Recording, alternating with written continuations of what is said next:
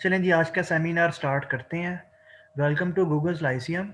और thank you so much, आप लोग अपना टाइम निकाल के तो सेमिनार अटेंड कर रहे हैं। तो इंशाल्लाह आपको कुछ ना कुछ नया सीखने को मिलेगा, आपका जो टाइम है वो ज़ाया नहीं होगा। तो सबसे पहले मैं अपना इंट्रोडक्शन करवाता चलूँ।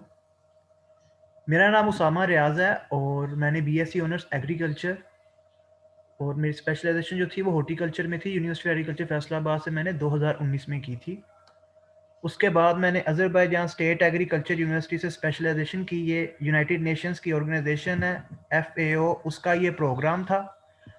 और इसके अलावा मैं अज़रबैजान के जो पब्लिक एडमिनिस्ट्रेशन, जिस तरह हमारे यहाँ पे कॉमन ट्रेनिंग प्रोग्राम की एक एकेडमी है ना, सिविल सर्विसेज एकेडमी, इसी तरह अज़रबैजान की ब्यूरोक्रेसी की ट्रेनिंग के लिए एक एकेडमी है पब्लिक एडमिनिस्ट्रेशन की। तो वहाँ से भी मैंने 1-2 कोर्सेज किए हैं लास्ट ईयर। इसके अलावा मैं इन्वायरमेंटलिस्ट भी हूँ। मैं पहला पाकिस्तानी था जिसने लास्ट ईयर नेशनल लेवल पे अवेयरनेस कैंपेन की थी इंडोर एयर पोल्यूशन के ऊपर। और मेंबर हूँ मैं royal horticulture society United kingdom का। और गूगल्स लाइसियम जो है ये अगस्त 2020 से काम कर रही है। और बैच 1 और बैच 2 की आज लास्ट क्लास है। ये PPSC का बैच है और तहसीलदार का स्पेशल बैच चल रहा है। बैच 3 आएगा 16 नवंबर से। और इसी तरह ही हमारा जो CSS का बैच है कंपल्सरी सब्जेक्ट का, वो भी 16 नवंबर से स्टार्ट होगा। तो एक इशू जो हम सबको फेस करना पड़ता है डिग्री में भी, डिग्री के बाद भी, ठीक है, और नई डिग्री स्टार्ट करने के बाद भी, तो वो ये इशू होता है कि आगे क्या करना है। एडमिशन लेते हैं तब भी ये होता है आगे क्या करना है। डिग्री हो जाती है तब भी होता है आगे क्या करना है। कुछ लोग बिजनेस करना चाहते हैं, उनके पास रिसोर्सेज नहीं होते। कुछ लोग गवर्नमेंट सेक्टर में आना चाहते हैं, पब्लिक सेक्टर में, उनके पास गाइडलाइंस नहीं होती।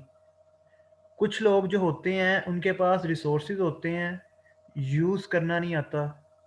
तो इश्यूज हम सबको आते हैं, करियर काउंसलिंग की कमी होती है हर जगह पे। तो इसी तरह ही CSS एक ऐसी चीज़ है जिसका अब तो काफ़ी ज़्यादा जिसकी अवेयरनेस चल रही है और आपको यूट्यूब के ऊपर और हर जगह के ऊपर आपको मिल जाएंगे CSS के बारे में गाइड करने के लिए। और माशाल्लाह CSPs जो हैं वो करते ही यही काम है, CSS के ऊपर ही वो करते हैं। तो सबसे जो मुश्किल पॉइंट होता है यही डिसीजन लेना होता है कि आगे क्या हमें करना है। तो CSS क्या चीज़ है जी, इसमें इतनी कंफ्यूज होने वाली क्या चीज़ है, या ऐसी ये क्या चीज़ है कि अवाम इसे डरती है। CSS जो है इसे कहते हैं सेंट्रल स्पीयर सर्विसेज। और हर साल फेडरल पब्लिक सर्विस कमीशन जो है, फेडरल पब्लिक सर्विस कमीशन का मैं बताता चलूं, कुछ स्टूडेंट्स मुझसे ये भी पूछते हैं सर FPSC क्या है। तो फेडरल गवर्नमेंट का एक डिपार्टमेंट है जिसका काम है रिक्रूट करना, हायर करना, इंडक्शन करना। जिस तरह एक प्राइवेट कंपनी में HR डिपार्टमेंट होता है जो लोगों को हायर करता है, इसी तरह ही फेडरल गवर्नमेंट का एक HR डिपार्टमेंट है जिसका नाम है फेडरल पब्लिक सर्विस कमीशन। अब फेडरल पब्लिक सर्विस कमीशन हर साल CSS का एग्जाम कंडक्ट करवाता है। ये ग्रेड 17 की जॉब के लिए होता है। इसके अलावा भी FPSC डिफरेंट एग्जाम्स करवाता है जो 1 पेपर के होते हैं और वगैरह वगैरह। उसमें हम नहीं जाएंगे क्योंकि आज का हमारा सेशन जो है वो CSS रेलिवेंट है। CSS की थोड़ी सी हिस्ट्री में बताता चलूँ कि ये आया कहाँ से और इसका स्टार्ट कहाँ से हुआ। 1857 में जो म्यूटनी हुई थी, या आप कह लें कि वार ऑफ इंडिपेंडेंस, उसके बाद ब्रिटिश पार्लियामेंट थी उसने ब्रिटिश इंडिया का, या ब्रिटिश जो राज था उसका कंट्रोल ब्रिटिश क्राउन के अंडर कर दिया था। यानी ब्रिटिश ईस्ट इंडिया कंपनी को ख़त्म करके तो ब्रिटिश इंडिया जो था वो ब्रिटिश क्राउन के अंडर आ गया। अब जब वो ब्रिटिश क्राउन के अंडर आ गया तो एक स्ट्रक्चर चाहिए था उसको रन करने के लिए। तो 1858 में गवर्नमेंट ऑफ इंडिया एक्ट के साथ साथ ही इंडियन सिविल सर्विसेज एक्ट आया। और तब से ये इंडियन सिविल सर्विसेज चलता रहा, फिर पाकिस्तान बन गया, पाकिस्तान सिविल सर्विसेज का नाम रख दिया गया। फिर 1973 में एक नया एक्ट आया, सिविल सर्वेंट्स एक्ट। तो इस एक्ट के बाद जो है ये एक नया फेज स्टार्ट होता है पाकिस्तान की सिविल सर्विसेज का, ठीक है। तो 1973 के बाद एक ये नया मोड़ आया है। तो अब भी पिछले 7 साल से ये चल रही है बहस रिफॉर्म्स की। तो देखते हैं फिर कि 2013 से जो बहस चल रही है डिबेट के वो रिफॉर्म्स कब आते हैं, लेकिन अभी वो सिर्फ डिबेट है। तो 1973 में लास्ट टाइम ये रिफॉर्म्स हुए थे, तो 2020 आ गया।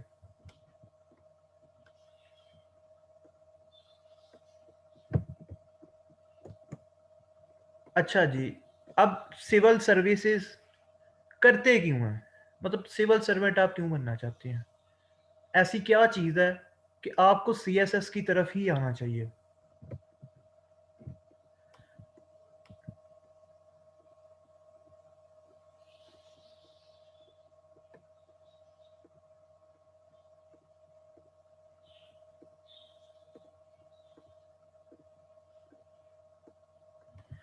सिविल सर्विसेज के अंदर जो सबसे इंपॉर्टेंट चीज़ है ना, वो है कि आप पार्ट बन जाते हैं गवर्नमेंट का। आपके पास एक अथॉरिटी आती है,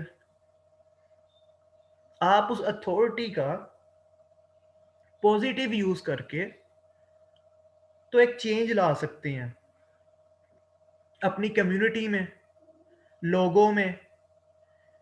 क्योंकि हर बंदा तो पॉलिटिशियन नहीं ना बन सकता, हर जो बंदा है वो प्राइम मिनिस्टर नहीं बन सकता। तो एक सिविल सर्विसेज ही एक ऐसी चीज है कि जिसको ज्वाइन करके आप गवर्नमेंट का पार्ट बन के तो वो सब कुछ डिलीवर करने की कोशिश कर सकते हैं जो कि आप सोचते होंगे किस तरह होना चाहिए, इस तरह नहीं होना चाहिए, सिस्टम इस तरह का। तो सिस्टम का पार्ट बनने के लिए सिविल सर्विसेज जरूरी है। और मोस्ट इंपॉर्टेंट चीज जो मुझे लगती है वो ये चीज है, खेम दला खेम, यानी क्रीम ऑफ द क्रीम। आप पाकिस्तान की जो क्रीम है, जो टॉप इंटेलिजेंट लोग हैं, उनमें से आप एक होंगे। और यही सबसे ज्यादा फैसिनेटिंग चीज है, सबसे ज्यादा अट्रैक्टिंग चीज है कि आप उन लोगों में होंगे जो एक एलीट क्लास है पाकिस्तान की, जो पाकिस्तान को रिप्रेजेंट करती है फॉरेन में भी और हर इंटरनेशनल लेवल पे भी। तो अपनी कंट्री को रिप्रेजेंट करना किसी इंटरनेशनल फोरम पे, तो ये भी बहुत बड़ा एजाज होता है। अब सीएसएस एग्जाम देते किन डिपार्टमेंट्स के लिए, ये होता किन डिपार्टमेंट्स के लिए है, आप किन किन डिपार्टमेंट्स में जा सकते हैं? तो कॉमर्स एंड ट्रेड ग्रुप है इसमें, फॉरेन सर्विसेज ऑफ पाकिस्तान है, इंफॉर्मेशन ग्रुप है, इनलैंड रेवेन्यू सर्विसेज है, military land and cantonment groups है, ऑफिस मैनेजमेंट ग्रुप है, Pakistan audit and account service है, police services of Pakistan, postal group, railways है। अब इन जिस मर्जी आप ग्रुप में चले जाएं, आपका जो बेसिक पे स्केल है वो ग्रेड वो 17 ही होगा। आप ग्रेड 17 कह लें उसे, बीपीएस 17 कह लें, बेसिक पे स्केल 17। तो आपका वो डेजिग्नेशन का नाम चेंज होगा, लेकिन जो पे स्केल है वो आपका वही होगा। और कुछ अलाउंसेस होते हैं हर डिपार्टमेंट के, वो चेंज होंगे।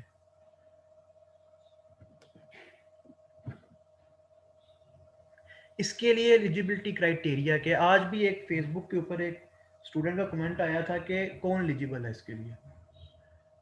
तो आपका सबसे पहले पाकिस्तानी होना जरूरी है, मेल और फीमेल, बल्कि एक ट्रांसजेंडर भी अप्लाई कर सकते हैं अब, क्योंकि ट्रांसजेंडर का अब सीएनआईसी बनने लग गए हैं। सीएसएस के अंदर ना थोड़ी सी इंटरेस्टिंग चीज ये है कि इसमें ओपन मेरिट सिर्फ 7.5% सीट्स होती हैं ओपन मेरिट पे, बाकी 92.5% होता है कोटा सिस्टम। अब ये जो कोटा सिस्टम है इसके अंदर प्रोविंसेस का कोटा है, जिस तरह 50% पंजाब की सीट्स हैं। और सिंध में तो इंटरेस्टिंग केस ज्यादा है कि सिंध के अंदर अर्बन और रूरल का कोटा सेपरेट है, यानी सिंध अर्बन का कोटा अलग है, सिंध रूरल का कोटा अलग है। इसी तरह ही कश्मीर का भी कोटा है और बाकी सूबों का भी कोटा है अकॉर्डिंग टू पॉपुलेशन। सीएसएस के लिए जो मिनिमम क्वालिफिकेशन है वो ग्रेजुएशन है, सेकंड डिवीजन आपकी हो या ग्रेड सी। अगर आपका ग्रेड सी नहीं है और सेकंड डिवीजन नहीं है, थर्ड डिवीजन है, तो आपने परेशान नहीं होना। आपके अगर मास्टर्स के अंदर सेकंड हुई है ना, तो आप फिर भी कर सकते हैं।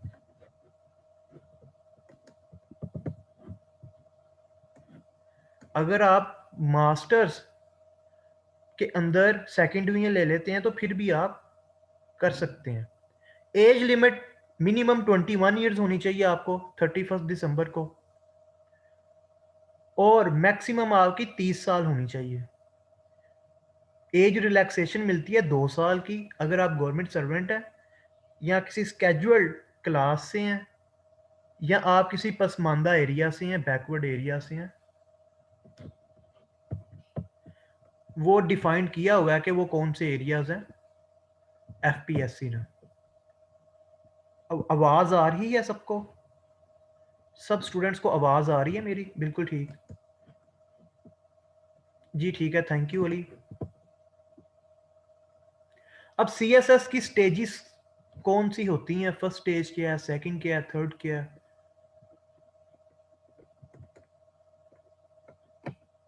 फर्स्ट स्टेज जो है वो रिटन एग्जाम है।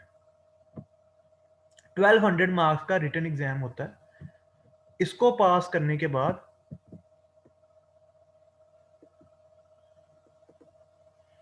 आपका साइकोलॉजिकल टेस्ट होता है।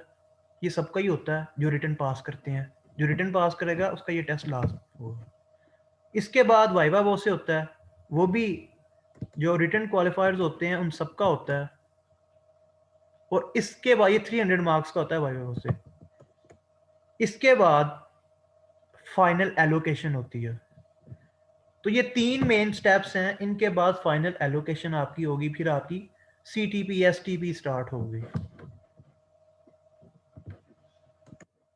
अब इसको मैं थोड़ा सा मैंने रिटर्न इसलिए किया, अगर किसी को समझ नहीं आई तो रिटर्न एग्जामिनेशन पहले, फिर साइकोलॉजिकल, फिर वाइवा से। मेडिकल का बेसिकली इस तरह होता है कि जो पुलिस सर्विसेज वगैरह होता है उसके अंदर थोड़ी सी रिक्वायरमेंट्स हैं, तो उसके लिए फिर ये मेडिकल एग्जामिनेशन होती है सारी।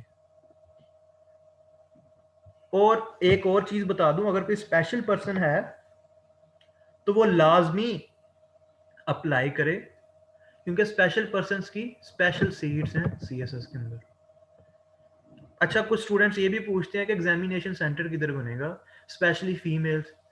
वो परेशान होती हैं कि एग्जामिनेशन सेंटर क्या हम जा सकेंगे पेपर देने? तो ये काफ़ी ज़्यादा सिटीज़ के अंदर एग्जामिनेशन सेंटर्स बनते हैं, तो आप लोगों ने परेशान नहीं होना।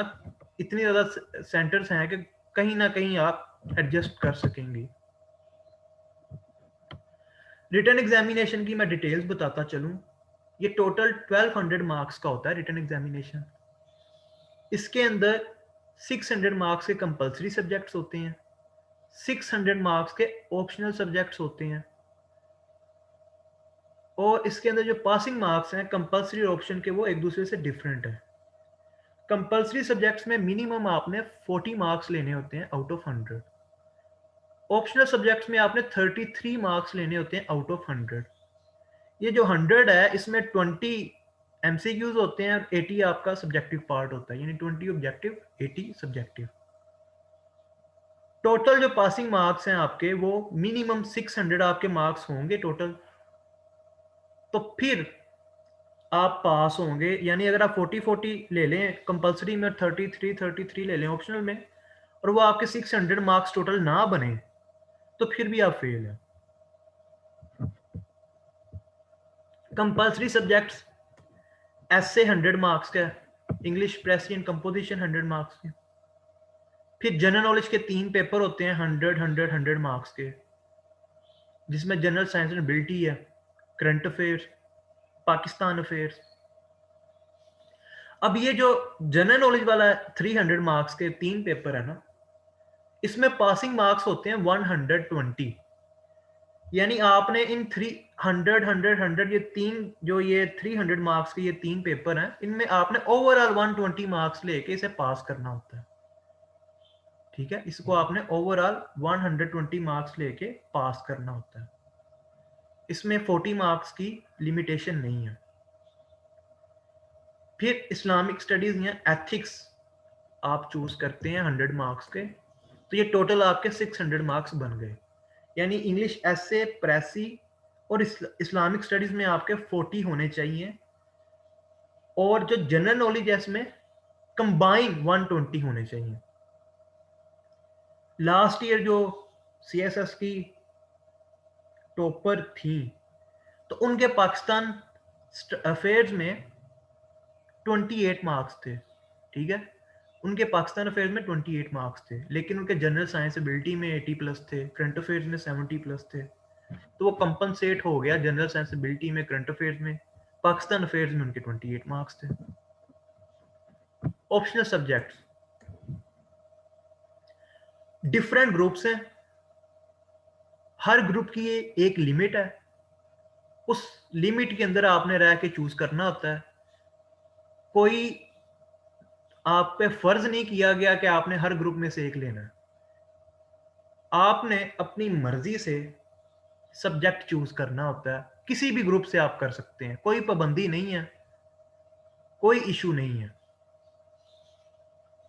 तो पहले ग्रुप, इसमें टोटल 600 मार्क्स हैं, आपने 600 मार्क्स के ऑप्शनल चूज करने हैं।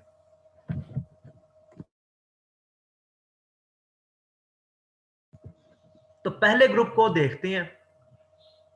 इसमें अकाउंटिंग भी है, इकोनॉमिक्स का भी है, कंप्यूटर साइंस भी है, पॉलिटिकल साइंस है, इंटरनेशनल रिलेशंस, ये सारे के सारे 200 मार्क्स के हैं। तो अगर आप इस ग्रुप में से कोई एक चूज करते हैं अपनी मर्जी से, तो 200 मार्क्स का करेंगे, और इस ग्रुप की लिमिट भी 200 मार्क्स है। यानी आप इस ग्रुप में सिर्फ एक ही चूज कर सकेंगे 200 मार्क्स का, अगर आप करना चाहें। तो जब आप इसमें से 200 मार्क्स कर लेंगे, तो फिर आपके पीछे बच जाएंगे 400 मार्क्स। फिर ग्रुप 2 के अंदर physics, chemistry, applied mathematics, pure mathematics, statistics, geology. अब ये जो ग्रुप 2 है, इसमें लिमिटेड 200 मार्क्स की, यानी अप्लाइड मैथमेटिक्स भी आप ले सकते हैं, इसके साथ स्टैटिस्टिक्स भी ले सकते हैं। आप इस ग्रुप में 100 के 2 चूज कर सकते हैं, और 200 मार्क्स का एक चूज कर सकते हैं। इसकी लिमिट है 200 मार्क्स।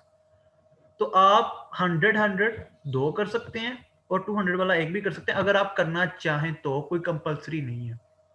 ग्रुप 3 के अंदर लिमिट ही 100 मार्क्स की है, तो आपने इनमें से सिर्फ एक ही चूज करना है जो आपने करना हुआ, नहीं तो आप किसी और ग्रुप से कर लें। ग्रुप 4 के अंदर भी 100 मार्क्स की है, तो इट मींस इसमें से भी आपने सिर्फ एक चूज करना है, अगर आप करना चाहें। ग्रुप 5 में भी 100 मार्क्स की लिमिट है। ग्रुप 6 है, इसके अंदर भी डिफरेंट सब्जेक्ट्स हैं, और उसमें मार्क्स की जो लिमिट है वो 100 है। ग्रुप 7 जो लास्ट ग्रुप है, इसके अंदर लैंग्वेजेस भी हैं, और इसके अंदर डिफरेंट दूसरी चीजें भी हैं, ये भी 100 मार्क्स का है।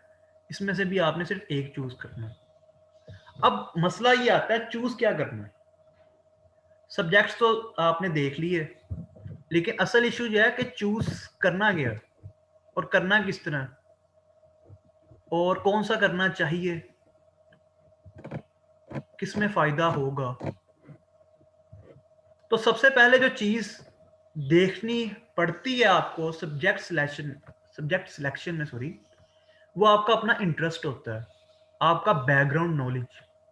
इंटरेस्ट बैकग्राउंड नॉलेज ही होता है ना, कि आपने अपनी लाइफ के अंदर क्या रीडिंग की, आपका क्या एक्सपोजर रहा, क्या आपका एक्सपीरियंस रहा, वही आपका इंटरेस्ट होता है। आपकी हॉबीज क्या हैं, आपकी कंपनी कैसी है।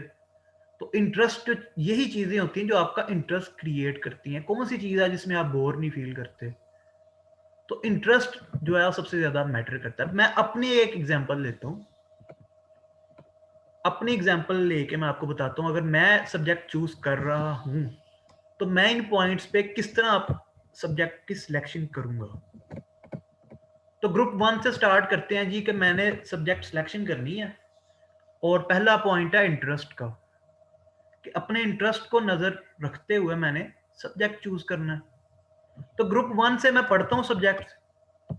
तो अकाउंटिंग में मेरा नहीं है इंटरेस्ट, इसमें भी नहीं है, कंप्यूटर साइंस में भी नहीं है, पॉलिटिकल साइंस और आईआर में मेरा इंटरेस्ट है। तो मैंने एक पेज के ऊपर ये दोनों लिख लिए, ग्रुप 1, और ये दोनों सब्जेक्ट मैंने लिख लिए कि इन दोनों में मेरा इंटरेस्ट है। ग्रुप 2 में मैंने मूव किया, यहाँ पे भी मैंने सब्जेक्ट्स पढ़े। जियोलॉजी में मैंने देखा कि हाँ, ये जियोलॉजी मुझे लग रहा है कि शायद मेरा इंटरेस्ट हो, चलें इसको भी मैं लिख लेता हूँ, इसको भी मैंने लिख लिया। ग्रुप 2 लिख के जियोलॉजी लिख लिया। ग्रुप 3 देखा, public administration, governance and public policies, इन दोनों में मुझे नाम से लगा कि हाँ, ये मेरा जो बैकग्राउंड नॉलेज है उसके अकॉर्डिंग इंटरेस्ट है। तो ग्रुप 3 मैंने इन दोनों को रख लिया, एक पेज के ऊपर मैंने लिख लिया। ग्रुप 4 अब मेरी हिस्ट्री फेवरेट है, तो मैंने क्या किया, मैंने history of Pakistan India, European history और हिस्ट्री ऑफ यूएसए, ये तीनों मैंने लिख ली एक पेज के ऊपर। अब ग्रुप 5 के अंदर मैंने देखा कि इन्वायरमेंटल साइंसेस जो है ये मेरा बहुत ज़्यादा इंटरेस्ट है, मैंने काम भी इसी फील्ड में किया है, पाकिस्तान में भी और बाहर भी, और एग्रीकल्चर एंड फॉरेस्ट्री मेरी डिग्री है, तो मैंने इन दोनों का लिख लिया। ग्रुप 6 के अंदर क्रिमिनोलॉजी और इंटरनेशनल लॉ एक ऐसी चीज़ें हैं जो कि अच्छी लगती हैं। क्रिमिनोलॉजी तो आप सबने सीआईडी देख देख के आप सारे जो हैं वो एसीपी बन जाते हैं, ठीक है। तो क्रिमिनोलॉजी और आइला, तो जिसको आईआर में इंटरेस्ट होता है उसे आइला में भी इंटरेस्ट होता है, तो इन दोनों का मैंने लिख लिया। फिर ग्रुप 7 के अंदर मैंने देखा जियोग्राफी के अंदर इंटरेस्ट है, मैंने वो भी नोट कर लिया। तो इंटरेस्ट बेस पे मैंने ये अभी फाइनल लिस्ट नहीं बनाई, अभी सिर्फ मैंने नोट डाउन किया कि किन किन सब्जेक्ट्स में मेरा इंटरेस्ट है। तो अभी सिर्फ मैंने कच्चा सा वो नोट डाउन किया कि इनमें मेरा इंटरेस्ट है। फिर सेकंड चीज सिलेबस। अब बात आ गई सिलेबस की कि सिलेबस लेंथी है, शॉर्ट है, किस तरह का है। सिलेबस मैंने एफपीएससी की वेबसाइट से डाउनलोड किया और मैंने जो लिस्ट बनाई हुई है उसको पढ़ना स्टार्ट कर दिया। यानी ग्रुप 1 के पॉलिटिकल साइंस और आईआर मैंने नोट किए थे, सिलेबस मेरे हाथ में है, मैंने पॉलिटिकल साइंस को ओपन किया, उसके कंटेंट्स पढ़ने स्टार्ट कर दिए, ठीक है। कंटेंट्स मैं पढ़ता रहा, पेपर ए, पेपर बी, तो मैंने देखा फिलोसफर्स भी हैं इसमें, पॉलिटिकल सिस्टम में भी है, कॉन्स्टिट्यूशंस भी हैं, तो डिफरेंट चीज़ें हैं, मुझे बड़ी अच्छी लगी। मैंने कहा ठीक है, ओके है। आईआर का पढ़ा, सिलेबस ही बड़ा छोटा है, डेफिनेशंस हैं, कॉन्सेप्ट्स हैं, और जो पेपर बी है वो तो लगी करंट अफेयर्स की तरह रहा है, इसको भी मैंने टिक लगा दिया सिलेबस को देख के।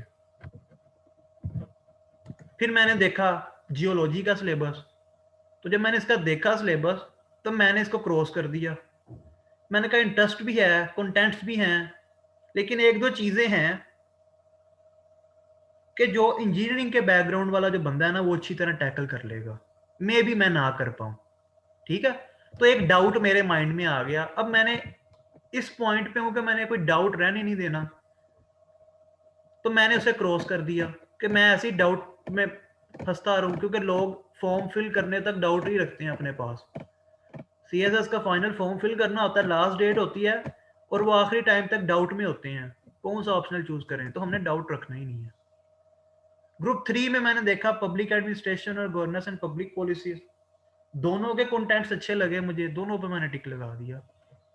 लेकिन गवर्नेंस एंड पब्लिक पॉलिसीज का मैंने सिलेबस देखा तो मुझे बड़ा शॉर्ट लगा, तो मैंने पब्लिक एडमिनिस्ट्रेशन का जो टिक था ना उसे मैंने क्रॉस कर दिया कि गवर्नेंस एंड पब्लिक पॉलिसीज का जो सिलेबस है ना ये शॉर्ट है, इसको करो। ग्रुप 4 के अंदर मैंने देखा सिलेबस इंडो पाक हिस्ट्री का, यूरोपियन हिस्ट्री का और यूएस हिस्ट्री का, तो मुझे फील हुआ कि इंडो पाक में बेशक मेरा स्ट्रॉन्ग होल्ड है, लेकिन इतना मे भी टाइम ना हो कि मैं चीज़ों को रिवाइज कर सकूं इतनी ज़्यादा जल्दी से, ठीक है। मैंने इसको भी क्रॉस कर दिया। History of USA cross, European history tick, syllabus ही बहुत छोटा है, 16 टॉपिक हैं टोटल। ग्रुप 5 के अंदर इन्वायरमेंटल साइंस और एग्रीकल्चर एंड फॉरेस्ट्री मैंने रखे थे। एग्रीकल्चर एंड फॉरेस्ट्री को मैंने क्रॉस कर दिया, इन्वायरमेंटल साइंस पे टिक कर दिया, सिलेबस छोटा है। ग्रुप 6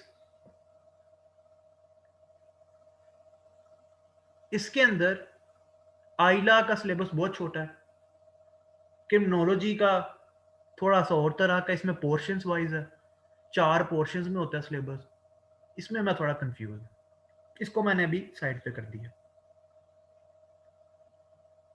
ग्रुप 7 के अंदर मैंने रखा ही एक था ज्योग्राफी। सिलेबस इसका लेंथ ही है नहीं है, मेरा इंटरेस्ट इसमें बहुत ज्यादा है, मैंने कहा अब रखना तो है ना, अभी इसको रख ही रखते हैं, इस पर भी टिक लगा दिया, बाद में देखते हैं कैसे चेंज करना या नहीं करना। अगला जो पॉइंट है वो ट्रेंड का, कि वो जो 3-4 साल का पीरियड है जिसमें एग्जामिनर चल रहा है, उसमें ट्रेंड क्या चल रहा है मार्क्स का, किस सब्जेक्ट का एग्जामिनर जो है ना वो स्टूडेंट्स को फेल कर रहा है, और किस सब्जेक्ट का एग्जामिनर जो है मार्क्स दे रहा है, या कौन सा ऐसा सब्जेक्ट है जो स्कोरिंग है, जिससे आपके स्कोर्स अच्छे आ सकते हैं, या जिस पे आप कम एफर्ट करके ज्यादा अच्छी तरह स्कोर्स ले सकते हैं। तो मैं अपनी उसी लिस्ट पे आया, पॉलिटिकल साइंस और आईआर में मैंने कंपैरिजन किया, तो मैंने देखा आईआर का जो पेपर बी है ना, उसमें बहुत मार पड़ती है। इस साल थोड़ी कम पड़ी है, इस साल पेपर बी में मेरे एक दोस्त के 72 आए हैं, वो बेचारा प्रेसी में फेल हुआ है 3 मार्क्स से, बाकी उसके पास थे, और वो है भी माइनॉरिटी से है, तो अगर उसके 3 मार्क्स आ जाते प्रेसी में तो वो पक्का पीएसपी था, है भी सिंध से, माइनॉरिटी से है, और बाकी इसके मार्क्स अच्छे आए थे, लेकिन इसमें प्रेसी में वो 3 मार्क्स से फेल हुआ है। तो आईआर को मैंने रख दिया कि नहीं, इसमें मार्क्स जो है ना वो पेपर भी तंग करता है। पॉलिटिकल साइंस सीधी सीधी सी चीज है, मार्क्स भी आ रहे हैं पिछले 2-3 साल से अच्छे आ रहे हैं, तो पॉलिटिकल साइंस को मैंने एक और टिक लगा दिया। ग्रुप 2 में मैंने छोड़ दिए थे सारे के सारे। ग्रुप 3 में मैंने पब्लिक एडमिनिस्ट्रेशन और गवर्नेंस पब्लिक पॉलिसीज का देखा, तो गवर्नेंस एंड पब्लिक पॉलिसीज ज्यादा स्कोरिंग जा रहा है बनिस्बत पब्लिक एडमिनिस्ट्रेशन के। पब्लिक एडमिनिस्ट्रेशन का एक इशू है, अच्छा सब्जेक्ट है, स्कोरिंग सब्जेक्ट है, स्कोर्स जो पढ़ता है, जो छापा लगाता है ना पेपर में, जो शीटें भर के आता है, उसके स्कोर्स अच्छे भी आते हैं। इसका इशू ये है कि थ्योरी और चीज है, पेपर और चीज है। थ्योरी के अंदर आपने सिर्फ थ्योरी ज्ञान लेना है, चीजों को समझना है कि चीजें होती क्या हैं। पेपर आता है प्रैक्टिकल नेचर का, और पेपर के अंदर अच्छा वो परफॉर्म करता है जो रेगुलर न्यूज़पेपर पढ़ता है, जो रोजाना पढ़ता है कि गवर्नमेंट एक्शन कैसे कर रही है, गवर्नमेंट एक्शन कैसे ले रही है। तो पब्लिक एडमिनिस्ट्रेशन को बेसिकली कहते ही हैं गवर्नमेंट इन एक्शन। तो पब्लिक एडमिनिस्ट्रेशन के लिए न्यूज़पेपर मस्ट है, पेपर आपका आना ही न्यूज़पेपर से है, ठीक है। तो न्यूज़पेपर जो है वो मस्ट है। तो गवर्नेंस एंड पब्लिक पॉलिसीज का जो अभी ये अच्छा ये स्कोर चल रहा है इसका, ये अच्छी चीज है, तो मैंने गवर्नेंस एंड पब्लिक पॉलिसीज पे लगा दिया टिक। ग्रुप 4 के अंदर मैंने देखा फिर से Indo Pak history, European history और हिस्ट्री ऑफ यूएसए में मैंने फिर उसे देखा। तो यूरोपियन हिस्ट्री मुझे अच्छा लगा कि इसमें मैं अच्छे स्कोर आ रहे हैं, टॉपिक भी थोड़े हैं, इजी है, डाइवर्सिटी है, मैं बोर भी नहीं हूँगा, तो मैंने यूरोपियन हिस्ट्री रख लिया। इसमें मैंने यूरोपियन हिस्ट्री पे टिक लगा दिया। हिस्ट्री ऑफ यूएसए में बहुत मार पड़ी है इस साल भी, काफी अच्छी तरह मारा एग्जामिनर ने जो है ना वो, क्योंकि हिस्ट्री ऑफ यूएसए एक ऐसा सब्जेक्ट बन गया था ऑप्शनल, कंपलसरी की तरह लोग पढ़ रहे थे, हर बंदा यूएस हिस्ट्री यूएस हिस्ट्री। तो एफपीएससी ये ट्रेंड खत्म कर रहा है। एफपीएससी चाहता है कि हर सब्जेक्ट जो है ना वो इक्वली लिया जाए, हर जो स्टूडेंट्स हैं ना वो हर सब्जेक्ट रखें, सिर्फ हिस्ट्री ऑफ यूएसए या एक फिक्स सब्जेक्ट ना पढ़ते रहें। इसलिए वो फिर पिछले 3-4 साल से इस तरह कर रहे हैं। एग्रीकल्चर एंड फॉरेस्ट्री और एनवायरमेंटल साइंस में मैंने देखा, एग्रीकल्चर और फॉरेस्ट्री मेरा अपना, मेरी डिग्री इसमें है, 4 साल मैं इसमें पढ़ता आ रहा हूँ। इन्वायरमेंटल साइंस भी देखा, लेकिन एग्रीकल्चर फॉरेस्ट्री मैंने क्यों छोड़ रहा हूँ मैं, क्योंकि इसमें मार्क्स नहीं आते, स्कोरिंग कम होती है बनिस्बत एनवायरमेंटल साइंस के। यानी इन एग्रीकल्चर फॉरेस्ट्री में ये मतलब नहीं कि स्कोर बिल्कुल ही थोड़ा आता है, मैं कंपेयर कर रहा हूँ अभी इन्वायरमेंटल साइंस के साथ। इसका एग्रीकल्चर फॉरेस्ट्री का कंपेयर मैं सिर्फ एक सब्जेक्ट के साथ कर रहा हूँ, इन्वायरमेंटल साइंस के साथ, बाकियों के साथ नहीं कर रहा। तो एग्रीकल्चर और फॉरेस्ट्री के अंदर मार्क्स अच्छे आ जाते हैं अगर पेपर अच्छी तरह अटेम्प्ट किया हो और कॉन्सेप्ट्स आपके क्लियर हों, और इसके अंदर भी एक मेजर जो रोल है वो न्यूज़पेपर का होता है एग्रीकल्चर एंड फॉरेस्ट्री में भी। तो ये आप पर डिपेंड करता है कि आपके कॉन्सेप्ट्स कितने क्लियर हैं। इन्वायरमेंटल साइंसेस की तरफ आ जाएं, तो environmental science compare to agriculture and forestry थोड़ा सा इजी है, सीधे सीधे से कॉन्सेप्ट है। अगर ट्विस्ट में भी आ जाए पेपर, अगर प्रैक्टिकल नेचर का भी आ जाए तो आप टैकल कर लेंगे। साइंस बैकग्राउंड वालों की मैं बात कर रहा हूँ। अच्छा, एक क्वेश्चन आया, why not gender studies. Gender studies में मेरा इंटरेस्ट ही नहीं ना है, मुझे अब पता है जेंडर स्टडीज का, मैंने पढ़ी भी हुई है, लेकिन मेरा इंटरेस्ट नहीं है। उसके अंदर भी बेसिकली वही चीज है कि शीट्स कितनी भरनी है। तो वो इस जो शीट्स भरने वाले जो पेपर होते हैं ना, अब जेंडर स्टडीज का और सोशियोलॉजी का वो आगे मैं बताता हूँ सारे का सारा। आइला और क्रिमिनोलॉजी में मैंने देखा, तो आइला के अंदर भी पिछले 4-5 साल से एग्जामिनर बहुत मार्क्स कम दे रहा है। क्यों? आइला भी कंपलसरी बन गया भाई, सिलेबस शॉर्ट है, 17 टॉपिक्स हैं आइला के, तो हर बंदा आइला रख लेता है। स्पेशली जो आईआर रखता है वो कहता है मैंने रखनी आइला है। तो एफपीएससी ये ट्रेंड चेंज कर रहा है, और इतने वो कॉम्प्लेक्स नेचर के वो क्वेश्चंस आइला के मतलब क्वेश्चन आते हैं, स्टूडेंट्स 70+ मार्क्स भी ले रहे हैं, लेकिन एफर्ट ज्यादा हो गई है। एग्जामिनर का जो चेकिंग का स्टैंडर्ड है उसने हाई कर दिया। एक आप रखते हैं ना सॉर्टिंग के लिए, ग्रेडिंग एंड सॉर्टिंग होता है ना, तो ग्रेडिंग और सॉर्टिंग के लिए आप एक स्टैंडर्ड्स रखते हैं, तो एग्जामिनर ने वो ग्रेडिंग एंड सॉर्टिंग का जो स्टैंडर्ड है वो बड़ा हाई कर दिया आइला के लिए।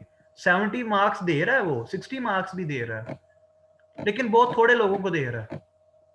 उसने वो स्टैंडर्ड हाई कर दी है, उसने अपनी डिमांड बढ़ा दी है। जो पेपर सेटर है उसकी भी डिमांड बढ़ गई है, वो इंटरनेशनल केसेस बहुत ज्यादा दे रहा है। इंटरनेशनल ऑथर्स की बुक्स को जो है ना आपने अच्छी तरह वो केस स्टडीज करनी पड़ेगी। क्रिमिनोलॉजी जो है वो आइला की बनिस्बत ठीक जा रहा है, यानी इसके अंदर इतनी बुरी तरह मार नहीं पड़ रही, मतलब मार नहीं पड़ रही, लेकिन आइला से ये फिर भी बेहतर है स्कोरिंग के लिहाज से। और इसके अंदर क्रिमिनोलॉजी के अंदर ये है कि इसके पेपर के अंदर 4 पोर्शन होते हैं, हर पोर्शन में से 25 मार्क्स का पेपर आना है। ठीक है, हर पोर्शन में से 25 मार्क्स का पेपर आना है। ग्रुप 7 के अंदर मैंने रखा है ज्योग्राफी था, ज्योग्राफी एक अच्छा सब्जेक्ट है, स्कोरिंग सब्जेक्ट है। अच्छा, अब ये तो हो गया मेरा।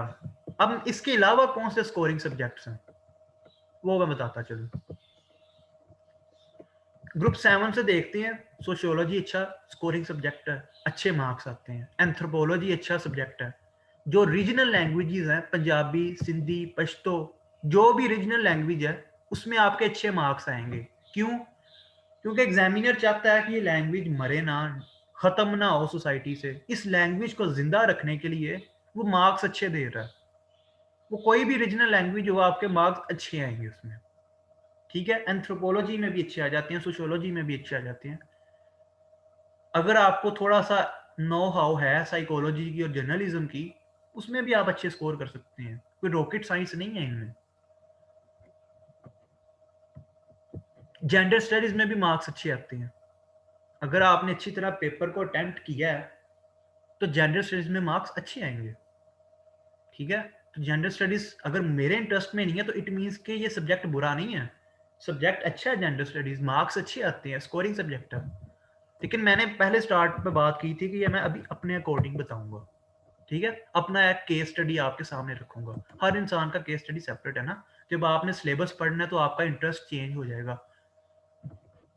फिर इसके अंदर जो है वो यूरोपियन हिस्ट्री अच्छा चल रहा है। ब्रिटिश हिस्ट्री, अगर किसी का थोड़ा सा बेसिक नॉलेज अच्छा है ब्रिटिश हिस्ट्री के बारे में, तो ओ लेवल्स का, ए लेवल्स का स्टूडेंट है, उसे सूट करेगी। फिर पब्लिक एडमिनिस्ट्रेशन में भी मार्क्स अच्छे आते हैं, लेकिन अब थोड़ा सा ना वो स्टैंडर्ड हाई हो गया एग्जामिनर का। गवर्नमेंट एंड पब्लिक पॉलिसीज में मार्क्स अच्छे आ रहे हैं, और आईआर में भी लोग मार्क्स अच्छे लेते हैं, लेकिन एफर्ट ज्यादा है। पॉलिटिकल साइंस की निस्बत अच्छा, पॉलिटिकल साइंस और आईआर के एक और चीज मैं बताता चलूं, पॉलिटिकल साइंस का सिलेबस बहुत ज्यादा है, मतलब आईआर के मुकाबले में सिलेबस ज्यादा है पॉलिटिकल साइंस का। मतलब एक चीज है ये इसका सिलेबस हॉरिजेंटली है पॉलिटिकल साइंस का। जो आईआर है ना, इसका सिलेबस दिखने में थोड़ा होता है लेकिन डेप्थ में बहुत ज्यादा। ये वर्टिकल सिलेबस है, यानी इसने डेप्थ में जाना होता है आपने आईआर में। पॉलिटिकल साइंस में कोई डेप्थ नहीं है, जो चीज पॉलिटिकल साइंस के सिलेबस में लिखी है वही है, ज्यादा गहराई में नहीं आपने जाना। अब एक और चीज कि जब आपने सिलेबस पढ़ना है ना, तो सिलेबस पढ़ने के बाद आपने एक और काम करना है जो निहायत ही सबसे ज्यादा जरूरी है, वो है पास्ट पेपर्स। आपने पिछले 3-4 साल के पास्ट पेपर्स डाउनलोड करने हैं और वो आपने अपने पास रखने हैं। जब आप सिलेबस पढ़ने के बाद एक दफा गो थ्रू कर लेंगे लिस्ट पे, फिर आपने पास पेपर्स पढ़ने हैं कि लिस्ट के अंदर जो आपने सब्जेक्ट चूज किए हैं उनके पास पेपर्स में क्वेश्चंस क्या आए हैं। तो पास पेपर्स के जब आप क्वेश्चंस पढ़ेंगे और सिलेबस के साथ दोबारा आपने उसके साथ कंपेयर करना है कि सिलेबस ये है, क्वेश्चन ये आ रहा है, तो क्या मैं कर सकता हूं क्वेश्चन, क्योंकि एट द एंड आपने पेपर में अटेम्प्ट करना है ना। तो आपने सिलेबस पढ़ना है और साथ फिर बाद में क्वेश्चन पढ़ना है कि क्वेश्चन इस तरह आते हैं भाई, ये क्वेश्चन आ रहा है, ये इस तरह पूछ रहा है, तो क्या मैं अटेम्प्ट कर पाऊंगा, क्या मैं 6 से 8 पेजेस का आंसर लिख सकूंगा, क्या मैं स्कोर अच्छा करने के लिए ये कर सकूंगा। तो आईआर के जो पेपर है, जो पॉलिटिकल साइंस का पेपर है, वो सिलेबस आपने पढ़ना है, फिर आपने क्वेश्चंस पढ़ने हैं, तो आपको फिर वो पता चलेगा कि सिलेबस और पेपर में भी डिफरेंस होता है ना। आप पब्लिक एडमिनिस्ट्रेशन का सिलेबस पढ़ेंगे, पेपर देखेंगे, तो आपको डिफरेंस पता चल जाएगा। सिलेबस सेम रहेगा, सिलेबस सेम रहेगा, इसकी मेरी गारंटी है। 1983-84 में सिलेबस एक दफा चेंज हुआ था, फिर 2016 में सिलेबस चेंज हुआ है, तो अब 2030-35 तक यही रहना है सिलेबस। आगे जी एक पॉइंट रह गया था पेयरिंग का। जब आपने सब्जेक्ट चूज करना है तो पेयरिंग बहुत मैटर करती है सब्जेक्ट्स की। पेयरिंग का क्या फायदा है? पेयरिंग का फायदा ये होता है कि आप कम टाइम के अंदर, कम एफर्ट के अंदर ज्यादा चीजें कर लें, ज्यादा चीजों को कवर कर लें। ठीक है, सिलेबस ओवरलैप कर रहे होते हैं काफी ज्यादा सब्जेक्ट्स के आपस में। अब वो किस तरह सब्जेक्ट्स के आपस में ओवरलैप करते हैं, वो आपको थोड़ा सा मैं हिंट दे देता हूँ, थोड़ा सा ऊपर ऊपर से बता देता हूँ कि अब देखेंगे आपके ये कंपल्सरी सब्जेक्ट हैं, करंट अफेयर्स, पाकिस्तान अफेयर्स। ठीक है, मेन दो ये कंपल्सरी सब्जेक्ट्स हैं। इंग्लिश तो है ही है, हर बंदा तो इंग्लिश लिटरेचर नहीं ना रखता, और ना रखनी चाहिए सीएसएस में English literature. Sorry, Islamic studies, तो आपने मेन करंट अफेयर्स और पाकिस्तान अफेयर्स को रख लें कंपल्सरी में से। अब यहां पे देखेंगे पॉलिटिकल साइंस का जो सिलेबस है वो पाकिस्तान अफेयर्स के साथ ओवरलैप करेगा, जो आईआर का सिलेबस है वो ओवरलैप करेगा करंट अफेयर्स के साथ। लेकिन एक चीज याद रखनी है कि करंट अफेयर्स और आईआर के अंदर जमीन आसमान का फर्क है। जिस तरह मैथमेटिक्स और स्टैटिस्टिक्स दो सेपरेट सब्जेक्ट हैं, इसी तरह पाकिस्तान जो करंट अफेयर्स और जो आईआर है वो एक सेपरेट सब्जेक्ट है। तो स्टैटिस्टिक्स और मैथमेटिक्स की जो लैंग्वेजेस हैं वो डिफरेंट है। लगते वो यही है कि ये मैथ है, लेकिन वो मैथ होता नहीं स्टैटिस्टिक्स। इसी तरह ही आईआर जो है वो आपको करंट अफेयर्स लगेगा, लेकिन आईआर आईआर है, करंट अफेयर्स करंट अफेयर्स है। पेपर अटेम्प्ट करने की टेक्निक ही दोनों की सेपरेट है, specially paper B of IR. और पेपर बी में लोग फेल ही इसीलिए होते हैं कि वो करंट अफेयर्स समझ के करंट अफेयर्स की तरह जवाब लिख रहे होते हैं। आईआर की एक अपनी लैंग्वेज है, उसके अंदर आपने थ्योरीज दे दे के बात करनी होती है, थ्योरीज लगा लगा के बात करनी होती है। विदाउट थ्योरी तो वो आपका कैंसिल कर देगा पूरे का पूरा क्वेश्चन। अगर आपने एक भी बात विदाउट थ्योरी कर दी तो पूरे के पूरे वो पैराग्राफ को वो कर देगा, सॉरी पॉइंट वैलिड नहीं है। जिस तरह इस्लामियत के अंदर आपने रेफरेंस दे दे के बात करनी होती है, ठीक है, इस्लामियत की भी अपनी एक लैंग्वेज है ना, और इस्लामियत के अंदर जो लैंग्वेज है वो रेफरेंस आपने देना है, कुरान का हो, हदीस का हो। तो कुरान और हदीस के रेफरेंस से ही आप इस्लामियत में बात करेंगे तो आपके मार्क्स आएंगे, अदरवाइज वो मार्क्स नहीं देगा इस्लामियत में। इसी तरह ही जो गवर्नेंस एंड पब्लिक पॉलिसीज का सिलेबस है ये ओवरलैप करेगा पॉलिटिकल साइंस के साथ, थोड़ा सा एक दो कंटेंट और पाकिस्तान अफेयर्स के साथ, ज्यादा नहीं। एक दो कंटेंट। जो इंडो पाक हिस्ट्री है ये ओवरलैप करती है पाकिस्तान अफेयर्स के साथ। जो यूरोपियन हिस्ट्री है इसमें इतनी डाइवर्सिटी है कि ये आपको पॉलिटिकल साइंस के साथ थोड़ा सा आपको फायदा देगी। जो यूएस हिस्ट्री है वो आपको आईआर में फायदा देगी, क्योंकि यूएसए के बगैर कोई इंटरनेशनल रिलेशन पॉसिबल है नहीं है पॉसिबल। तो यूएसए की आपको अगर पता है यूएसए का, तो फिर ही आपको आईआर आपकी अच्छी होगी ना। तो इसलिए कहते हैं कि आईआर जो रखते हैं वो यूएस हिस्ट्री भी इसीलिए रखते हैं कि उसका पेयर अच्छा बन जाता है। यानी आप जब यूएसए का पढ़ते हैं सारे का सारा, स्पेशली 20th सेंचुरी का पढ़ते हैं, अमेरिका दी ग्रेट, ठीक है, अमेरिका ग्रेट कैसे बना, वो सारे के सारा उनके प्रेसिडेंट्स वगैरह, उनकी पॉलिसीज वगैरह, और जो करंट सिनेरियो चल रहा है 21st सेंचुरी का, तो आपका वो आईआर के अंदर ये हेल्पफुल होता है। जो इस्लामिक हिस्ट्री एंड कल्चर है ये तो इस्लामियत के साथ करेगा ना ये तो, लेकिन इस्लामियत का सिलेबस जो है ना थोड़ा डिफरेंट है। इस्लामिक हिस्ट्री एंड कल्चर का सिलेबस सेपरेट है। इस्लामियत को आप सेपरेट देखें, इसको आप सेपरेट देखें। जो अब करंट इस्लामियत के पेपर आते हैं वो कंटेम्प्रेरी अफेयर्स के होते हैं, वो करंट इश्यूज को वो डील कर रहा होता है। एग्जामिनर वो करंट इश्यूज के मुताबिक वो कर रहा होता है, ठीक है। आप पास पेपर्स देखें, 19 का 20 का पेपर देखें इस्लामियत का, तो आपको आइडिया हो जाएगा। इसके अलावा जो जेंडर स्टडीज का जो सब्जेक्ट है ये ओवरलैप करता है, ये एक पेयर बनाता है, ये अच्छा पेयर बनाता है किसके साथ, ये सोशियोलॉजी के साथ पेयर बनाएगा। यहाँ जो जेंडर स्टडीज का है ये पेयर बनाता है,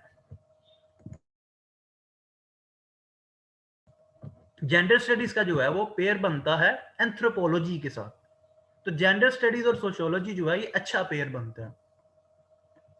इसके अलावा इन्वायरमेंटल साइंस या एग्रीकल्चर एंड फॉरेस्ट्री, इन दोनों में से कोई एक, उसका पेयर बनेगा जियोग्राफी के साथ, और ये बड़ा हाई स्कोरिंग पेयर होता है। इन्वायरमेंटल साइंस और ज्योग्राफी का जो पेयर है ये बड़ा हाई स्कोरिंग पेयर होता है। ज्योग्राफी के अंदर आप इन्वायरमेंटल ज्योग्राफी भी पढ़ते हैं, ज्योग्राफी के अंदर आप एग्रीकल्चर ज्योग्राफी भी पढ़ते हैं, और ज्योग्राफी में भी आप 80 प्लस इजीली स्कोर कर लेते हैं थोड़ी सी एफर्ट के साथ। इन्वायरमेंटल साइंस में भी 70 प्लस 80 प्लस 70 प्लस आप कर लेते हैं। एग्रीकल्चर में भी अगर आपके कॉन्सेप्ट्स अच्छे हैं, अगर आप कंटेम्प्रेरी चैलेंजेस से वाकिफ हैं, जो करंट इश्यूज हैं उनके साथ वाकिफ हैं, 70 तक 60 प्लस 70 तक आपके आ जाते हैं। 80 भी लोग लेते हैं, लेकिन वो डिपेंड करता है कि आप पेपर अटेम्प्ट किस तरह करते हैं, आपकी बेस कैसी बनी हुई है, आपको पेपर के अंदर आप किस तरह परफॉर्म करते हैं, ठीक है। लेकिन ये पेयर बड़ा हाई स्कोरिंग है ज्योग्राफी का। ज्योग्राफी के साथ आप इन्वायरमेंटल साइंस रख रहे हैं या एग्रीकल्चर एंड फॉरेस्ट्री रख रहे हैं, तो इन्वायरमेंटल साइंस का ये फायदा हो जाता है कि वो सीधी सीधी है। एग्रीकल्चर एंड फॉरेस्ट्री का ये है कि आपको थोड़ी सी ज्यादा एफर्ट करनी पड़ेगी, इन्वायरमेंटल साइंस के मुकाबले में ज्यादा एफर्ट रिक्वायर्ड है एग्रीकल्चर एंड फॉरेस्ट्री में, ठीक है।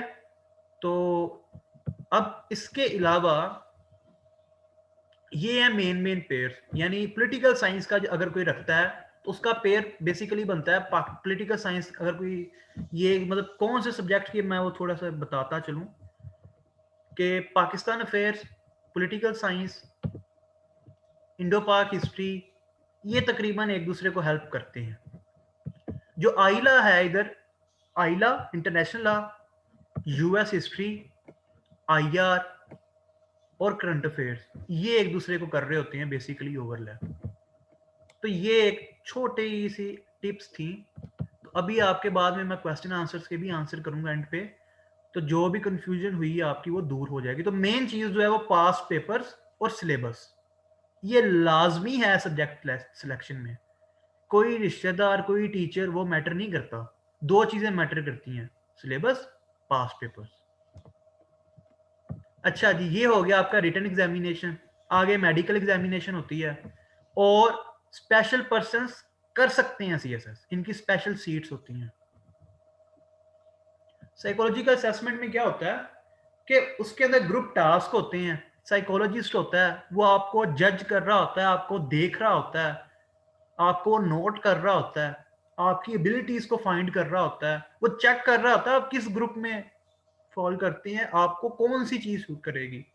क्या ये बंदा पीएसपी के लायक है, क्या ये बंदा PES के लायक है, क्या ये बंदा जो है ये फॉरेन सर्विसेज के लायक है, क्या इसके अंदर इतनी एबिलिटी है कि ये प्रेशर को ले सकेगा। तो जो साइकोलॉजिस्ट होता है फिर अपनी पूरी की पूरी वो असेसमेंट देता है पैनल को, जो इंटरव्यू पैनल होता है, तो उसके पास आपकी पूरी की पूरी रिपोर्ट गई होती है कि ये बंदे की ये ट्रेड्स हैं और इस तरह जो है ना, तो साइकोलॉजिस्ट जो होता है वो बता रहा होता है पैनल को अपनी रिपोर्ट के थ्रू कि ये बंदा इस तरह का है, पर्सनैलिटी का वो आपको। तो इंटरव्यू से पहले यानी वाइवा वोसे से पहले 80% आपकी पर्सनैलिटी पैनल को पता चल चुकी होती है, तकरीबन 80%। वो किस तरह, एक जो आपने फॉर्म फिल किया होता है, दूसरा जो साइकोलॉजिस्ट की रिपोर्ट होती है, तीसरा आपके जो होते हैं ऑप्शनल्स, मतलब ऑप्शनल्स में स्कोर्स जो आए होते हैं आपके, तो वो समहाउ वो जज कर लेते हैं, उनका इतना एक्सपीरियंस होता है कि वो देख लेते हैं कि ये चीज़ें हैं, तो ये बंदा इस तरह का आ रहा है, तो फिर वो क्वेश्चनिंग भी फिर जब स्टार्ट करते हैं तो फिर वो आपको आपकी ज़ात से ही वो स्टार्ट कर रहे होते हैं। तो वाइवा वो से 300 मार्क्स का होता है और इसके अंदर वो आपकी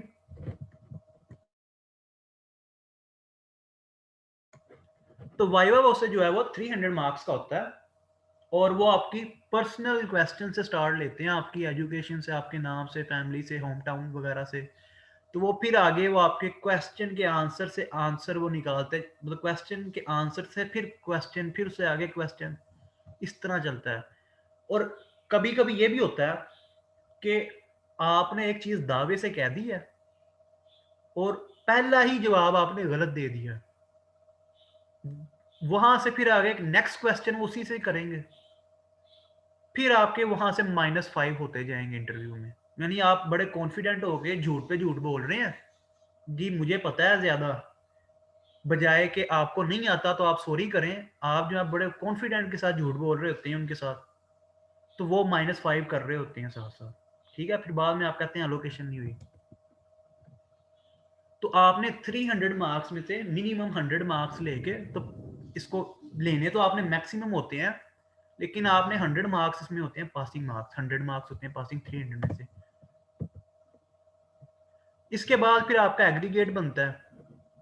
अब एग्रीगेट किस तरह बनता है, जो आपके रिटर्न के और वाइवा वोसे के मार्क्स होते हैं उनकी वो परसेंटेज निकालते हैं और उसके बाद जो है जो कोटा, पहले वो ओपन मेरिट में देखते हैं कि ओपन मेरिट में ग्रुप्स की सीट्स कितनी हैं, उसमें पहले फिलिंग होती है ग्रुप्स के अंदर, जो वो बच जाते हैं फिर वो स्टूडेंट्स, जो कैंडिडेट सॉरी जो एस्पेरेंट्स होते हैं, जो कैंडिडेट्स होते हैं वो अपने अपने रेलिवेंट प्रोविंसेस के मुताबिक एडजस्ट होते हैं, पंजाब के पंजाब में, सिंध के सिंध में, केपी के केपी में, क्योंकि हर सूबे का कोटा है। फिर वो सूबों के अंदर कोटा है, वीमेन कोटा बहुत इंपॉर्टेंट है, खवातीन का कोटा ही सेपरेट है और वो ओपन मेरिट पे भी आ रही होती हैं, वो कोटा में भी आ रही होती हैं, तो लड़कों से ज्यादा खवातीन को एज है इसमें, अब सीएसएस में।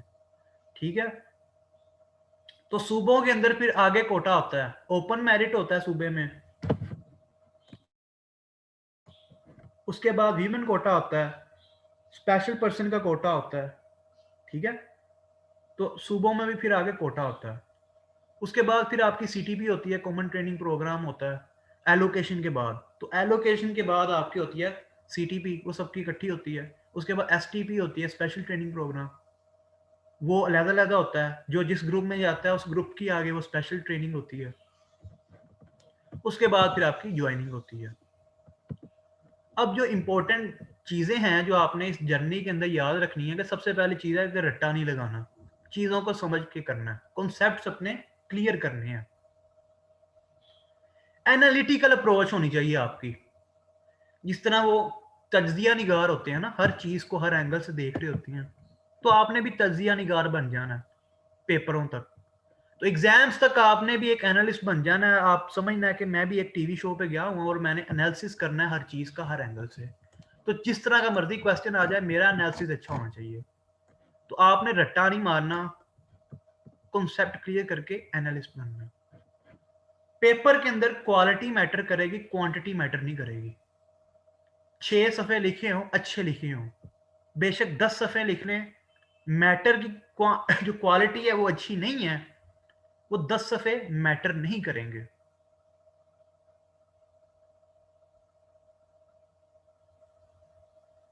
ठीक है, अब मैं आता चलूं कुछ चीज़ों के ऊपर कि जो इस जर्नी के दौरान जो है बहुत ज़्यादा आपको, सॉरी मेरा गला ख़राब है इसलिए बोला नहीं ठीक से जा रहा।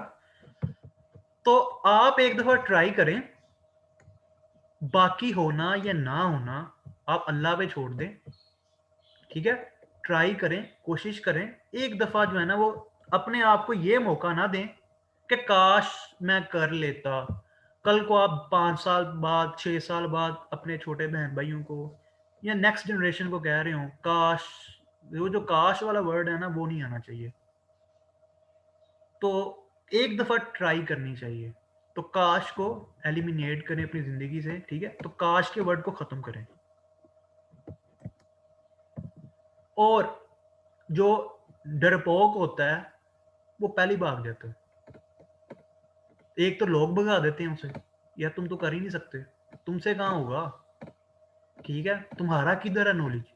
तो पहली चीज है कि सीएसएस के अंदर इतना नॉलेज भी नहीं चाहिए होता, इसमें एक स्ट्रेटेजी चाहिए होती है करने की। ठीक है, तो पहले ही आपको पहले आधे लोगों को तो पहले ही भगा दिया जाता है ना। हर साल 40, ये इस साल कितने लोगों ने अप्लाई किया था? 36,000 ने। पेपर में पीयर कितने हुए हैं? कोई 18,000 तकरीबन। वो जो 18,000 अपीयर हुए हैं उनमें से 5,000 वो थे जिन्होंने 2 या 3 से ज्यादा पेपर दिए हैं, यानी जिन्होंने कंपलसरी दे दिए, ऑप्शंस नहीं दिए, या जिन्होंने पूरे पेपर दिए। बाकी जो 9,000 थे उन्होंने एक एक दो दो पेपर दिया और वो भाग गए। यानी पहला पेपर दिया, अच्छा नहीं हुआ, नहीं मेरा तो इस साल क्लियर नहीं होना, मैं अगले पेपर क्यों दूं, उन्होंने छोड़ दिया, भाग गए। वो जो 5-6 हजार लोग बच गए जिन्होंने कंपलसरी पूरे दे दिए, ऑप्शनल्स के अंदर थोड़ा सा बुरा हो गया या थोड़ा सा वो डावाडोल हो गया, थोड़ा सा कि नहीं मुझसे जागा नहीं जा रहा, पढ़ा नहीं जा रहा है, मैं कमज़ोर हो गया हूँ, तो उसमें से भी 2,000 लोग भाग जाते हैं कंपलसरी के दे के भी। एंड पे जो कंपटीशन बचता है ना वो 3,000 लोगों का होता है। उन 3,000 जो लोग होते हैं जो पेपर देते हैं कंप्लीट, उन 3,000 में से आधे वो होते हैं जो शुगल मेले में दे रहे होते हैं, यानी वो पेपर पूरे दे देते हैं लेकिन वो चेक कर रहे होते हैं कि क्या बनता है जी पहली अटेम्प्ट में। वो अटेम्प्ट को वो एक ना वो टेस्ट, वो प्रैक्टिस मैच ले रहे होते हैं, जो कि नहायत ही एक गलत प्रैक्टिस है। वो सिर्फ 1500 से 2,000 लोग होते हैं जो वाकई वहां पे पढ़ के पेपर दे रहे होते हैं। सिर्फ 1500 से 2,000 लोग होते हैं जो एफर्ट करके पढ़ के पेपर दे रहे होते हैं। उन 1500 से 2,000 लोगों में से ही ये 3,776 लोगों का क्लियर हुआ इस साल। तो हर साल इसी तरह ही होता है। तकरीबन मैक्सिमम 2,000 वो स्टूडेंट्स होते हैं जो वाकई पढ़ के सिंसियरिटी के साथ पेपर दे रहे होते हैं। ठीक है, तो ये जो नंबर्स अप्लाई करने का और होता है, सिंसियर लोगों का नंबर और होता है। आवाज आ रही है सबको मेरी क्लियर?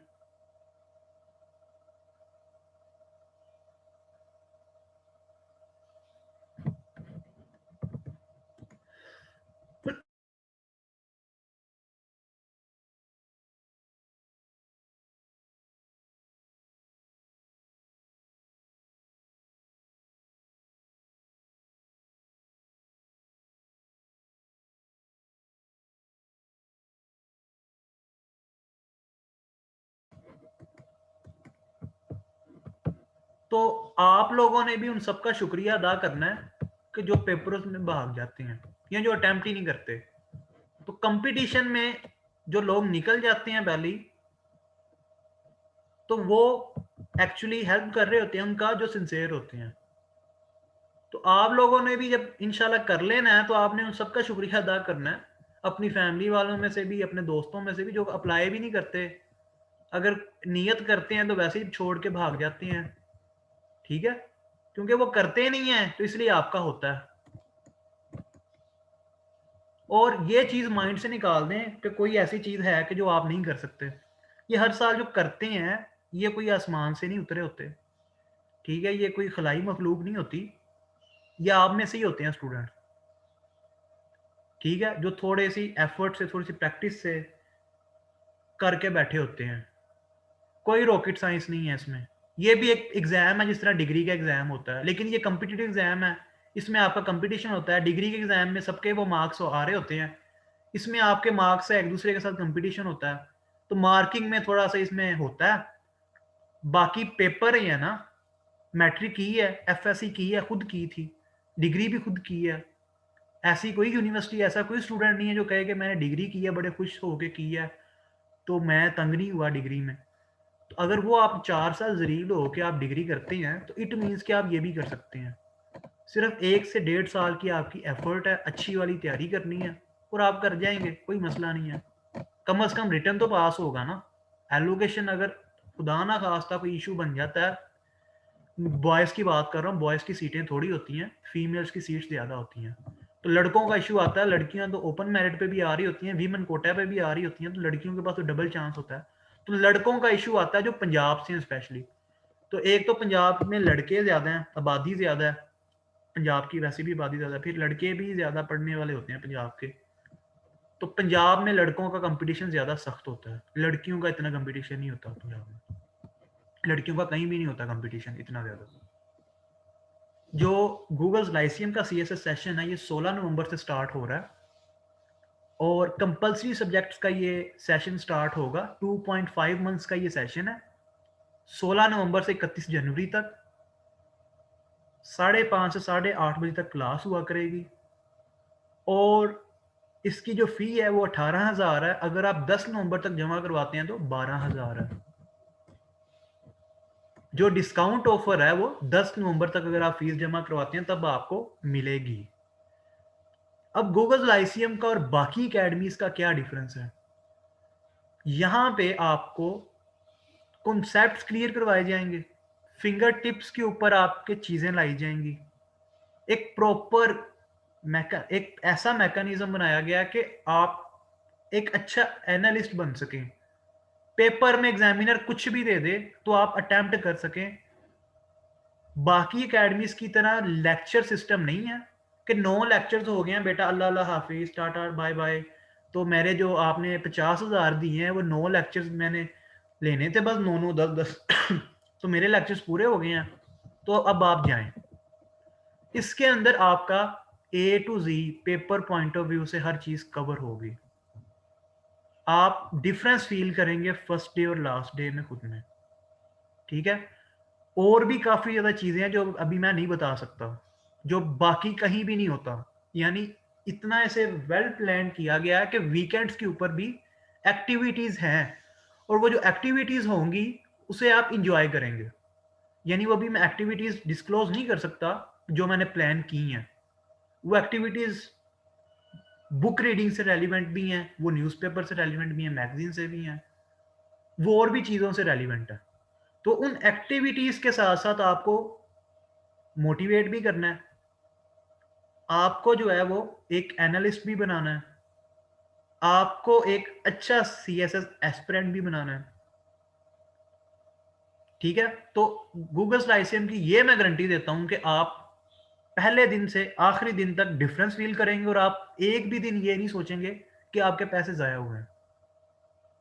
तो ये मेरी गारंटी है कि आपको 31 जनवरी को ये फील नहीं होगा कि मेरे पैसे ज़ाया हुए हैं। 31 जनवरी के बाद फरवरी में ऑप्शनल्स का होगा सेशन।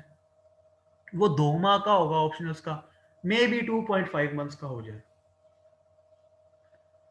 तो ऑप्शनल्स होंगे फरवरी में। ये सीएसएस 2022 के लिए मैं बता रहा हूं, ठीक है? 2022 के लिए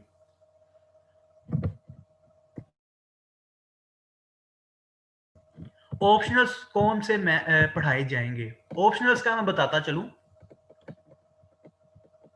ऑप्शनल्स जो मैं खुद पढ़ाऊंगा, political science, public administration, governance and public policies, European history, history of USA, Indo Pak history, environmental science, agriculture and forestry, criminology में भी पढ़ाऊँ, ठीक है, आइला भी में भी, क्योंकि अच्छे टीचर्स मैं करना चाहता हूँ। मतलब कि अगर मेरे पास स्टूडेंट ज़्यादा आ गए, अगर 10 से 15, अगर 15 मिनिमम स्टूडेंट आए, तो मैं एक अच्छे टीचर को हायर कर लूँगा, किसी सीएसपी को मैं हायर मतलब बुला लूँगा कि आप इन सब्जेक्ट्स के ऊपर लेक्चर दें, और जियोग्राफी मैं खुद करवाऊँगा। तो टीचर्स की मेरे पास ऑप्शन है।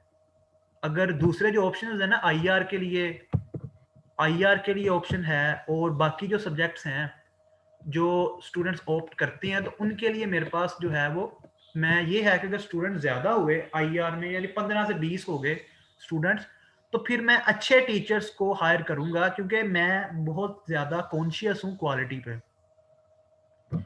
तो मैं ज़्यादा ट्रस्ट भी नहीं करता लोगों पे, क्योंकि अपनी मैं गारंटी दे सकता हूँ, किसी और की गारंटी देना मुश्किल होती है। और ये कमर्शियल सिस्टम होता है अकेडमीज में। तो अगर एक एकेडमी वाले बंदे को मैं बुलाता हूँ, तो उसकी एक आदत बनी होती है पर लेक्चर के हिसाब की। यानी एक कोर्स है, एकेडमीज में ये होता है कि ये कोर्स है, इतने लेक्चर्स में खत्म करना है।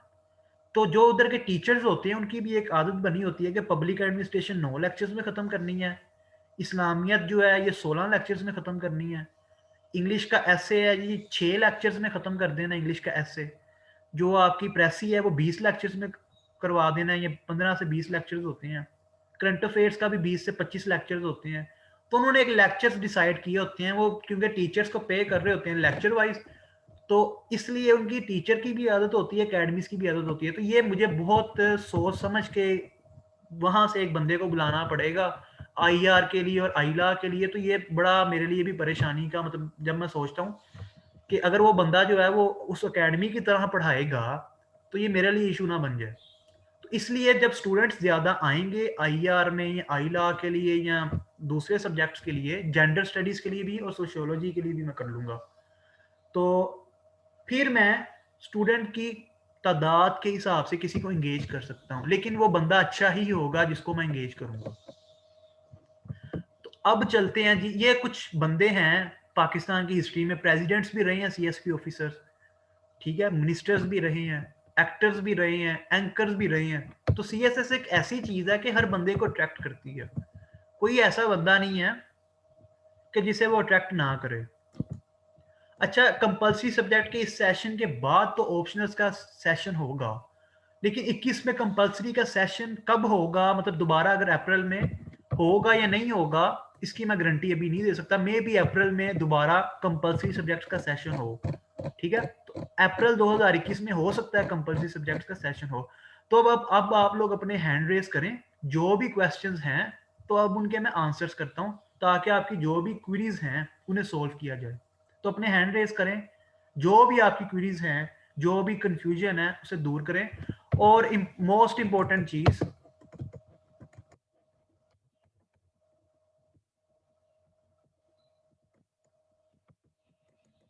एक मिनट रुकिएगा, मोस्ट इंपॉर्टेंट चीज है, ये कॉन्टैक्ट नंबर लिखा हुआ है मेरा 030042192263, ठीक है।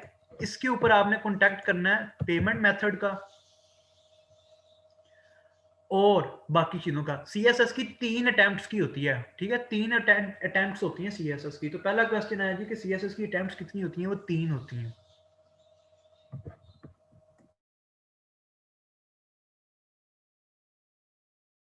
जी। हवाई ए मेट 10 लाइट,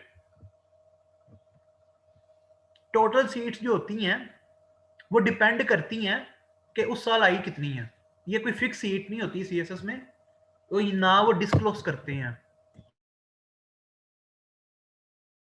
मिनिमम भी ना 200 से 250 सीट्स आती है, मिनिमम 200 सीट्स तो आती हैं हर साल, मिनिमम 200 सीट्स आती हैं सीएसएस की, हर साल 200 सीट्स आती हैं मिनिमम।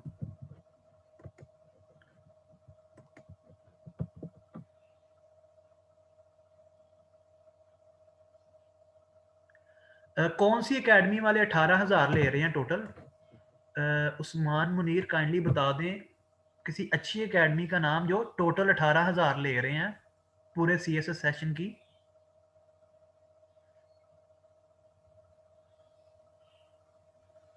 अच्छा जी, क्वेश्चन आया है कि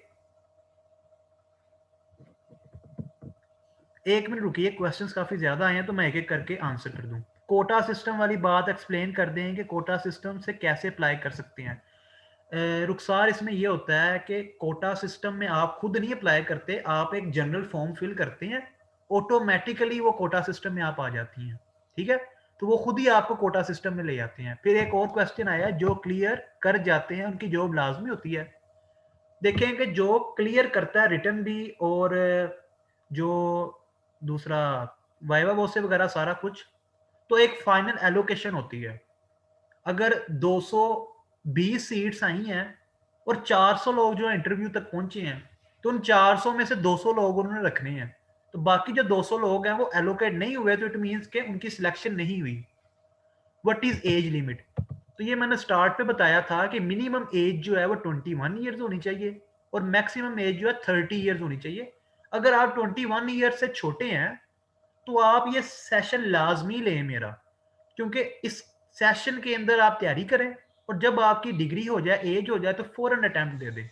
ठीक है, वरना अटेम्प्ट की तैयारी में आपने जो टाइम लगाना है बाद में डिग्री के, और उसमें जो आपके जॉब का प्रेशर होगा आपके ऊपर, वो आपको तैयारी अच्छे से करने नहीं देगा। एक और क्वेश्चन आया, सर रिटर्न के बाद कितने % कंफर्म हो जाता है कि क्लियर हो गया? रिटर्न के बाद 50-50 ही होता है, आपने वाइवा वोसे के अंदर अच्छा परफॉर्म करना होता है। Where your academy is located? तो ये गूगल लाइसियम एक ऑनलाइन अकेडमी है, मेरा ताल्लुक शेखुपुरा से है। ये गूगल लाइसियम ऑनलाइन अकेडमी है। सर सब्जेक्ट जो भी चूज करें इससे कोई फर्क तो नहीं पड़ता? सब्जेक्ट जो भी चूज करें इससे फर्क नहीं पड़ता।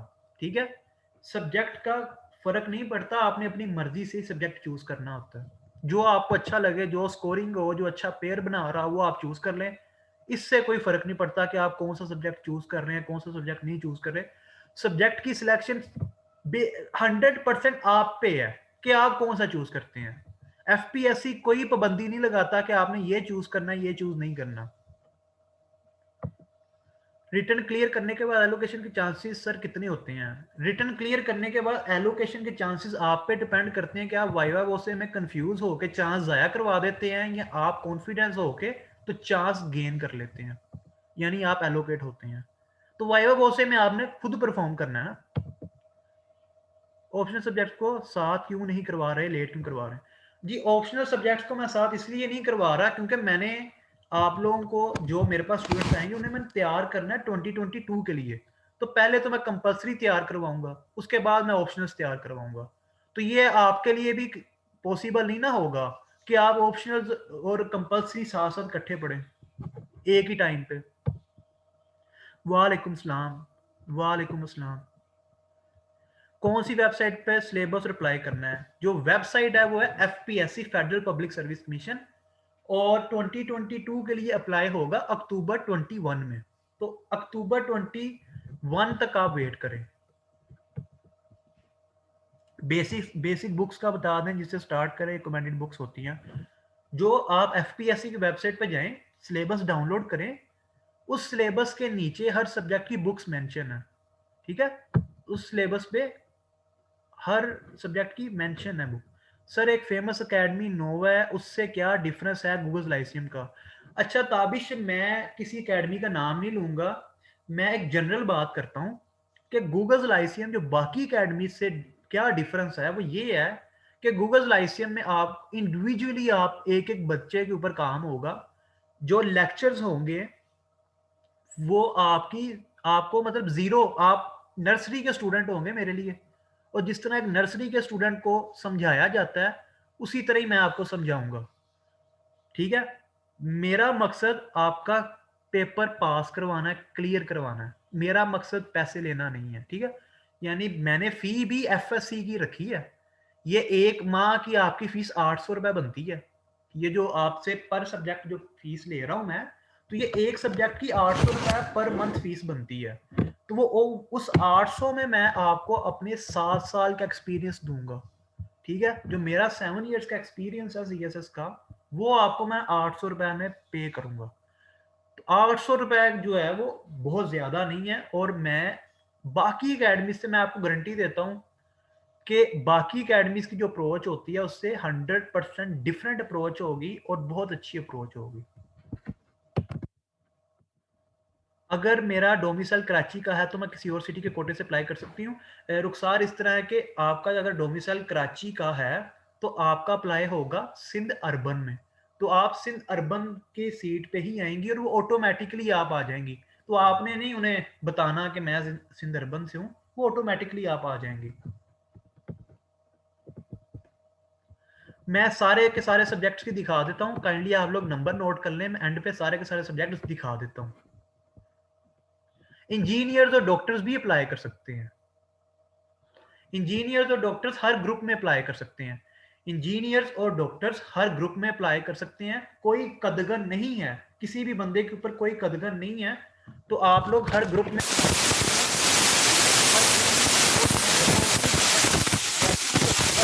स्पेशल सेशन रखूंगा मैं ऑप्शनल सब्जेक्ट्स के ऊपर, इंडिविजुअल मैं गाइड करूंगा हर बंदे को। जो मेरे स्टूडेंट्स होंगे उनको मैं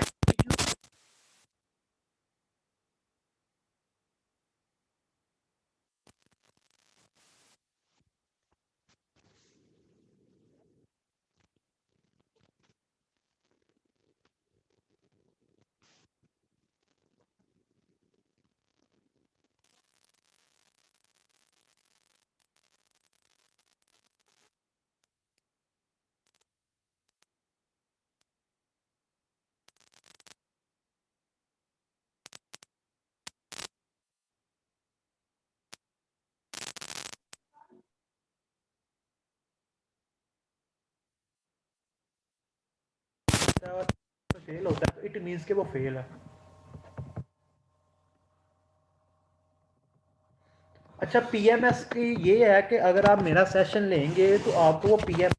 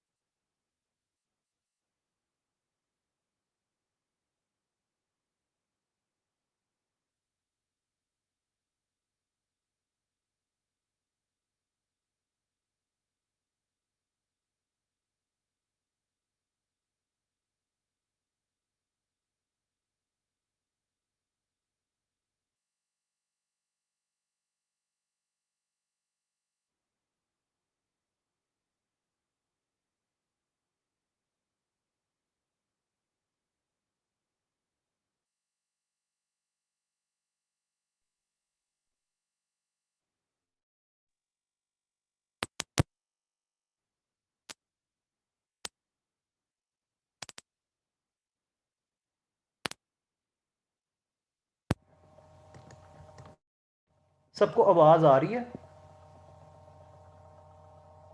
सबको आवाज आ रही है? यस आवाज आ सर। रही सबको?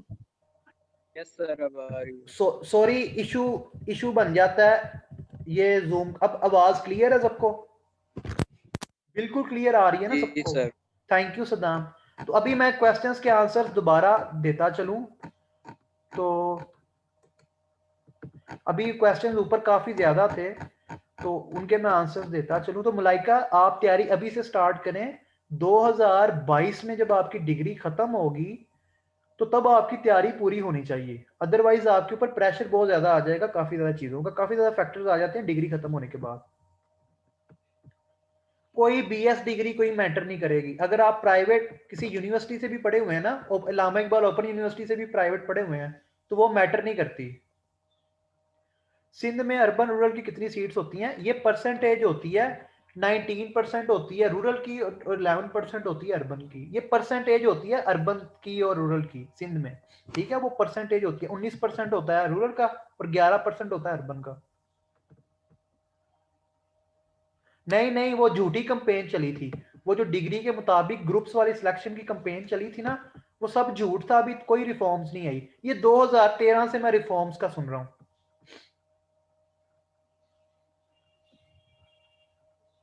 जो सिलेबस है ना वो 2020 में यही हो, 2022 में यही होगा, ठीक है? ये मेरी गारंटी है कि सिलेबस अच्छा 2016 में जो सिलेबस चेंज हुआ ना, उसमें पता क्या चेंजेस आई?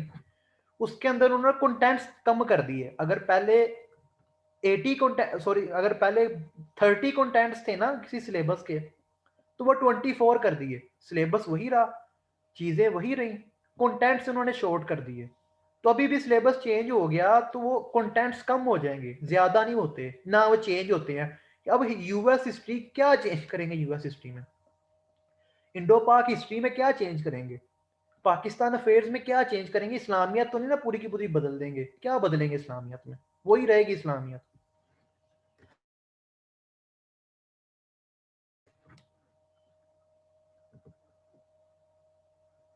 मैं पहले भी पढ़ा रहा हूं, ठीक है, बैच 1 और बैच 2 वो पीपीएससी का भी चल रहा है। आज लास्ट क्लास उनकी।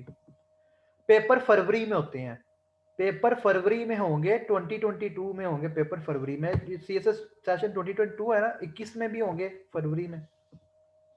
अच्छा हाँ, अगर आपकी क्लास मिस भी हो जाती है तो आपने परेशान नहीं होना, फेसबुक ग्रुप होगा, उसके अंदर जो है वो वीडियो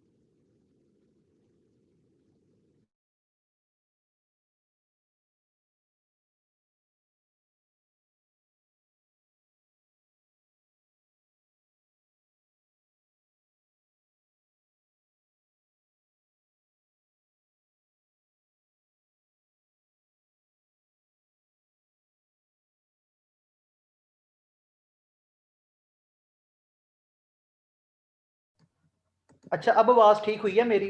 अब आवाज ठीक हुई है? अब आवाज ठीक हुई है जी? तो किसी का यस कोई सर। क्वेश्चन रहता है तो काइंडली पूछ लें। अगर किसी का कोई क्वेश्चन रहता है तो काइंडली पूछ लें। तो जो भी कंफ्यूजन है तो वो दूर करें अपनी। कोई भी मसला है, कोई क्वेश्चन है माइंड में, तो आप लोग वो इजी होके पूछें, दूर करें अपनी कंफ्यूजन को। ठीक है, तो कोई भी क्वेश्चन वगैरह है तो काइंडली पूछ लें।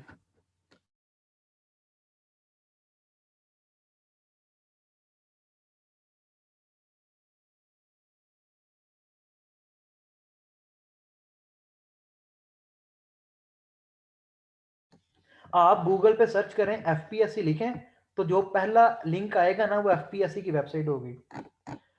सीएसएस की तैयारी से आपको 80% पीपीएससी में हेल्प होगा। सीएसएस की तैयारी से 80% आपकी हेल्प हो जाएगी, बल्कि 100% हो जाएगी। मैंने आपको सीएसएस के एमसीक्यूज की भी तैयारी करवानी है। तो बाकी अकेडमीज जो है वो एमसीक्यूज के ऊपर फोकस नहीं करती, मैंने आपको एमसीक्यूज के ऊपर भी फोकस करवाना है। तो जब आप एमसीक्यूज की तैयारी करेंगे तो आपकी पीपीएससी की 100% ऑटोमेटिकली तैयारी हो जाएगी। अर्बन सीट्स कम इसलिए है कि ये पॉपुलेशन के अकॉर्डिंगली होता है। तो सिंध गवर्नमेंट जो है ना, ये वही बता सकता है कि सिंध गवर्नमेंट ही आपको बता सकती है कि अर्बन की सीट्स कम क्यों रखी हैं सिंध गवर्नमेंट ने। तो ये बेसिकली ये सिंध गवर्नमेंट का ही काम है। 18th अमेंडमेंट के बाद तो बेसिकली बनता भी उनका ही है। पेपर जो है सिलेबस में से ही आता है, सीएसएस का पेपर सिलेबस में से ही आएगा।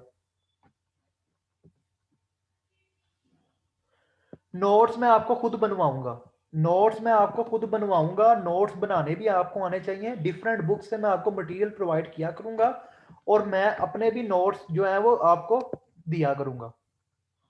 ठीक है, तो वो आपकी 20 एमसीक्यूज होते हैं सीएसएस में, 20 एमसीक्यूज होते हैं सीएसएस में, और 80 मार्क्स का होता है सब्जेक्टिव। यानी 20-20 मार्क्स के 4 क्वेश्चन आपने अटेम्प्ट करने होते हैं, बाकी 20 आपके होते हैं एमसीक्यूज। और सीट्स मेरे पास रह गई हैं तकरीबन 6 या 7, 25 मैंने लोग रखने हैं, तो 6 या 7 रह गई हैं। सीएसएस का जो सेशन है बिल्कुल मैंने छोटा सा करवाना है, मतलब ज्यादा इसके अंदर मैंने लोग नहीं रखने। तो सीट्स रह गई हैं 6 से 7, और 6 से 7 लोगों की सीट्स रह गई हैं। अल्हम्दुलिल्लाह बैच 1 में और बैच 2 में मेरे पास 426 स्टूडेंट्स थे पीपीएससी के। तहसीलदार का जो सेशन है इसमें 134 स्टूडेंट्स हैं, और जो अभी बैच 3 है उसके अंदर मेरे पास 60 प्लस आ चुके हैं पीपीएससी के। अभी तक अभी एक हफ्ता रहता है रजिस्ट्रेशन में। सीएसएस की भी रजिस्ट्रेशन में अभी हफ्ता रहता है, और मेरे पास सिर्फ 6 से 7 सीट्स रह गई हैं, इतनी रह गई हैं बस। रीसेंट स्कोरिंग का वेबसाइट से पता नहीं चलेगा, रीसेंट स्कोरिंग का वेबसाइट से पता नहीं चलेगा। ये मैं आपको गाइड करूंगा कंप्लीटली कि कहां से किस तरह पता चलेगा सारा कुछ।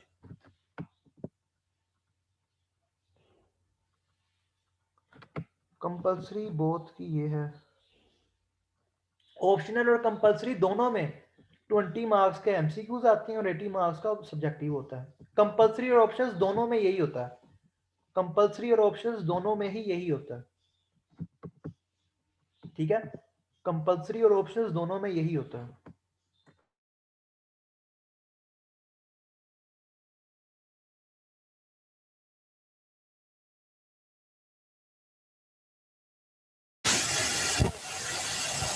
अफजाल जी, मोहम्मद अफजाल।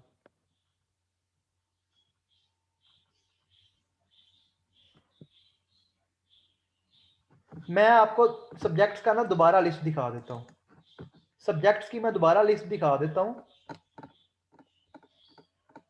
तो सब्जेक्ट्स, ये मैंने वीडियो अपलोड करूंगा यूट्यूब के ऊपर, ये यूट्यूब के ऊपर मैं वीडियो अपलोड भी कर दूंगा, तो वहां से भी आप देख सकेंगे, ठीक है। तो यूट्यूब के ऊपर ये मैं पूरे की पूरी वीडियो भी अपलोड कर दूंगा।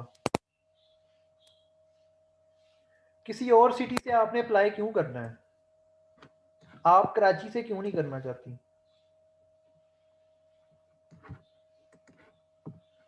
तो ये कंपलसरी सब्जेक्ट्स हैं, ठीक है। कंपलसरी सब्जेक्ट 6 हैं, इंग्लिश ऐसे, प्रेसी, जनरल नॉलेज,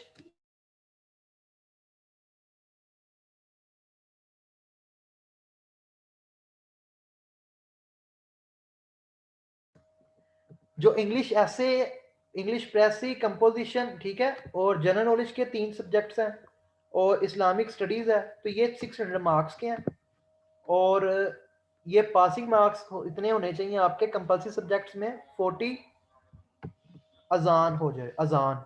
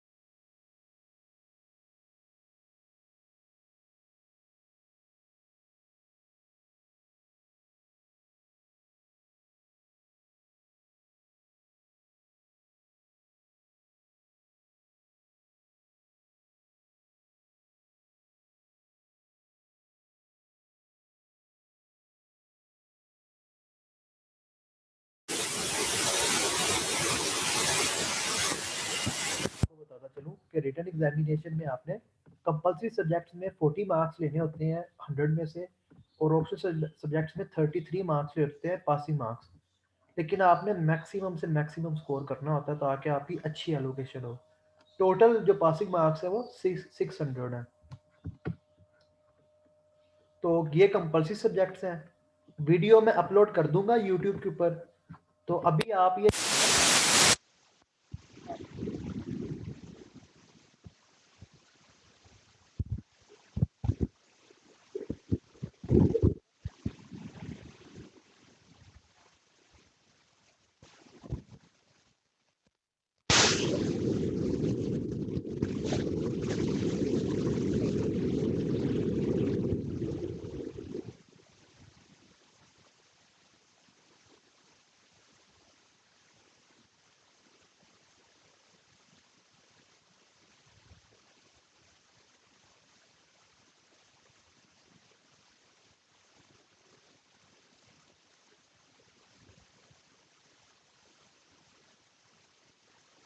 होता है, ठीक है। तो पेड होता है ये, मतलब इस तरह लगेगा स्टूडेंट्स को कि ये मैंने आपको जानबूझ के कहा कि आप तारीफ करें, ठीक है। तो मुझे पता है मेरे स्टूडेंट्स का कि उनके अच्छा लगा, तो मेरे काफी ज्यादा स्टूडेंट्स अभी हैं भी यहाँ पे। तो इस तरह अच्छा नहीं लगेगा कि कोई स्टूडेंट जो है ना वो, क्योंकि जो बाहर से अभी लोग अटेंड कर रहे हैं इसको वेबिनार को, तो फिर वो ये कहेंगे मे बी कि मैंने पेड बंदे बुलाए हुए हैं तो वो तारीफ करवा रहा हूँ ताकि जो नए आए हैं तो उन्हें घेरा जाए, ठीक है। तो इसलिए जो लोग न्यू हैं तो इस तरह वो फील करेंगे। तो ये कॉन्टैक्ट नंबर है, काइंडली अपना नाम डिग्री लिख के मैसेज कर दें। तो ये वीडियो जो है ये आपको मैं इसका लिंक शाम को मैं सेंड कर दूंगा, यूट्यूब के ऊपर मैं अपलोड कर दूंगा। तो आप डिटेल से ऑप्शनल सब्जेक्ट्स का देख लेना, क्योंकि अभी वो सारी की सारी वो 1 घंटे की वो बात है।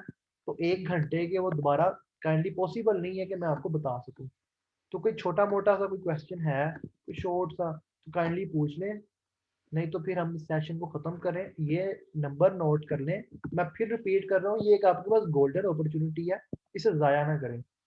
अकेडमीज बहुत ज़्यादा है, इंटरनेट भरा पड़ा है मटेरियल से, यूट्यूब भरी पड़ी है, बुक्स बाजार में काफ़ी ज़्यादा है, ठीक है, बहुत कुछ मिल जाएगा। लेकिन ये जो सेशन ज्वाइन करने का आपको फ़ायदा होगा ना, वो आपको कहीं और फ़ायदा नहीं होने वाला, ये मेरी गारंटी है। तो ये जो आपकी एफएससी की जो मैं फीस आपसे, एफएससी से भी कम फीस है ये, एक सब्जेक्ट की ये 800 रुपये पर मंथ बनेगी, 800 रुपीज पर मंथ। तो अगर आप इस अपॉर्चुनिटी को मिस कर देते हैं तो ये आपका ही नुकसान होगा, ये मेरा नहीं होगा। मेरे पास ऑलरेडी सीट्स कम है और स्टूडेंट्स मेरे पास ज्यादा है। तो नंबर नोट कर लें और फिर हम इस सेशन को खत्म करते हैं। तो काइंडली आप लोग नंबर नोट कर लें, उसके बाद मैं इसे एंड करता हूँ। अगर किसी का कोई क्वेश्चन नहीं है तो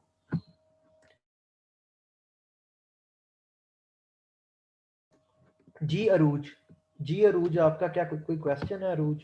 काइंडली आप अपना क्वेश्चन कर लें। अगर कोई बोल के क्वेश्चन करना चाहता है तो वो कर सकता है, कोई इशू नहीं है मुझे। अगर कोई बोल के क्वेश्चन करना चाहता है तो वो कर सकता है बोल के। सारे सब्जेक्ट्स मैं पढ़ाऊंगा, इंग्लिश के सर सेपरेट है, इंग्लिश के ऐसे का मटेरियल मैं आपको करवाऊंगा सारे के सारा, क्योंकि इंग्लिश ऐसे के अंदर स्टूडेंट्स के पास मटेरियल नहीं होता पेपर में लिखने का। तो वो मटेरियल मैं आपको करवाऊंगा। जो इंग्लिश के सर हैं, जो आपकी इंग्लिश है वो इंग्लिश के सर ठीक करेंगे, ठीक है। तो इंग्लिश हमेशा इंग्लिश के टीचर से पढ़नी चाहिए। तो जो इंग्लिश के टीचर हैं सर ताहिर हैं, तो वो आपका जो है ना सारे का तो इंग्लिश सर ताहिर काम सारे का सारा करेंगे, आपका चेक भी और देखेंगे, और इंग्लिश आपकी जो होगी वो सर ताहिर के पास होगी। मेरा काम होगा ऐसे का मटेरियल आपको प्रिपेयर करवाना, ताकि पेपर के अंदर आपकी जो 2500 वर्ड्स हैं वो आप अच्छी तरह कर सकें।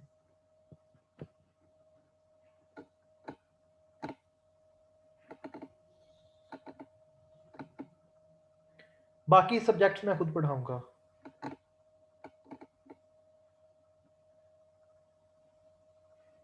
मे भी एक दो और टीचर्स को मैं एंगेज कर लूं, मे भी, कंफर्म नहीं है अभी।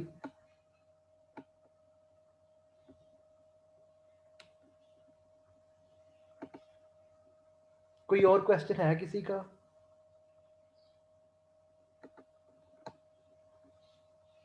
कोई कोई क्वेश्चन है किसी का? जी मैं अपना इंट्रोडक्शन दे देता हूँ। वैसे बेहतर तो यही है कि आप लोग ये वीडियो पूरी की पूरी देख लें यूट्यूब के ऊपर, ठीक है? मैं अभी अपलोड कर दूंगा यूट्यूब के ऊपर, तो ये आप वहाँ से भी देख सकते हैं। तो मेरा एक छोटा सा इंट्रोडक्शन है। मेरा नाम उसामा रियाज है और बीएससी ऑनर्स एग्रीकल्चर मैंने की थी यूनिवर्सिटी एग्रीकल्चर फैसलाबाद से, ठीक है? और 2020 से गूगल लाइसियम को मैं रन कर रहा हूँ और 2 बैचेस पीपीएससी के हो चुके हैं। गूगल लाइसियम के तहसीलदार सब इंस्पेक्टर का स्पेशल बैच चल रहा है, अभी बैच 3 आने वाला है। और जो मेरा एक्सपीरियंस है यानी सीएसएस से रेलिवेंट, अभी मैंने अटेम्प्ट खुद नहीं दी, मैंने देनी है। मैंने 2020 में देनी थी, अनफॉर्चुनेटली मैं नहीं दे सकता, नहीं दे सका एक रीज़न की वजह से। तो इंशाल्लाह मैंने अटेम्प्ट देनी है, मैं खुद एक सीएसएस एस्पायरेंट ही हूँ, तो इंशाल्लाह वो देंगे। तो अभी मैं खुद सीएसपी ऑफिसर नहीं, मैं क्लियर पहले ही कर दूं, ठीक है? तो इंशाल्लाह बाकियों से अच्छा पढ़ाया जाएगा, आपको अच्छा सेशन होगा। तो छोटा सा ये इंट्रोडक्शन मेरा लिखा हुआ है, ज़्यादा है नहीं है। अगर आप YouTube की वीडियो देख लें तो आपको स्टार्ट से पता चल जाएगा सारे का सारा। बाकी कोई क्वेश्चन वगैरह है तो काइंडली पूछ लें, कोई भी क्वेश्चन वगैरह है आपका।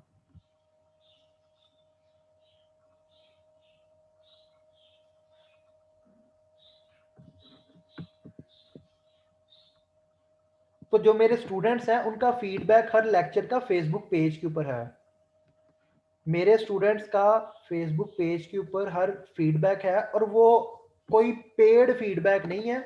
अल्हम्दुलिल्लाह स्टूडेंट्स को कहीं नहीं कहा गया एक भी दफ़ा कि आप ये लिखें ये ना लिखें।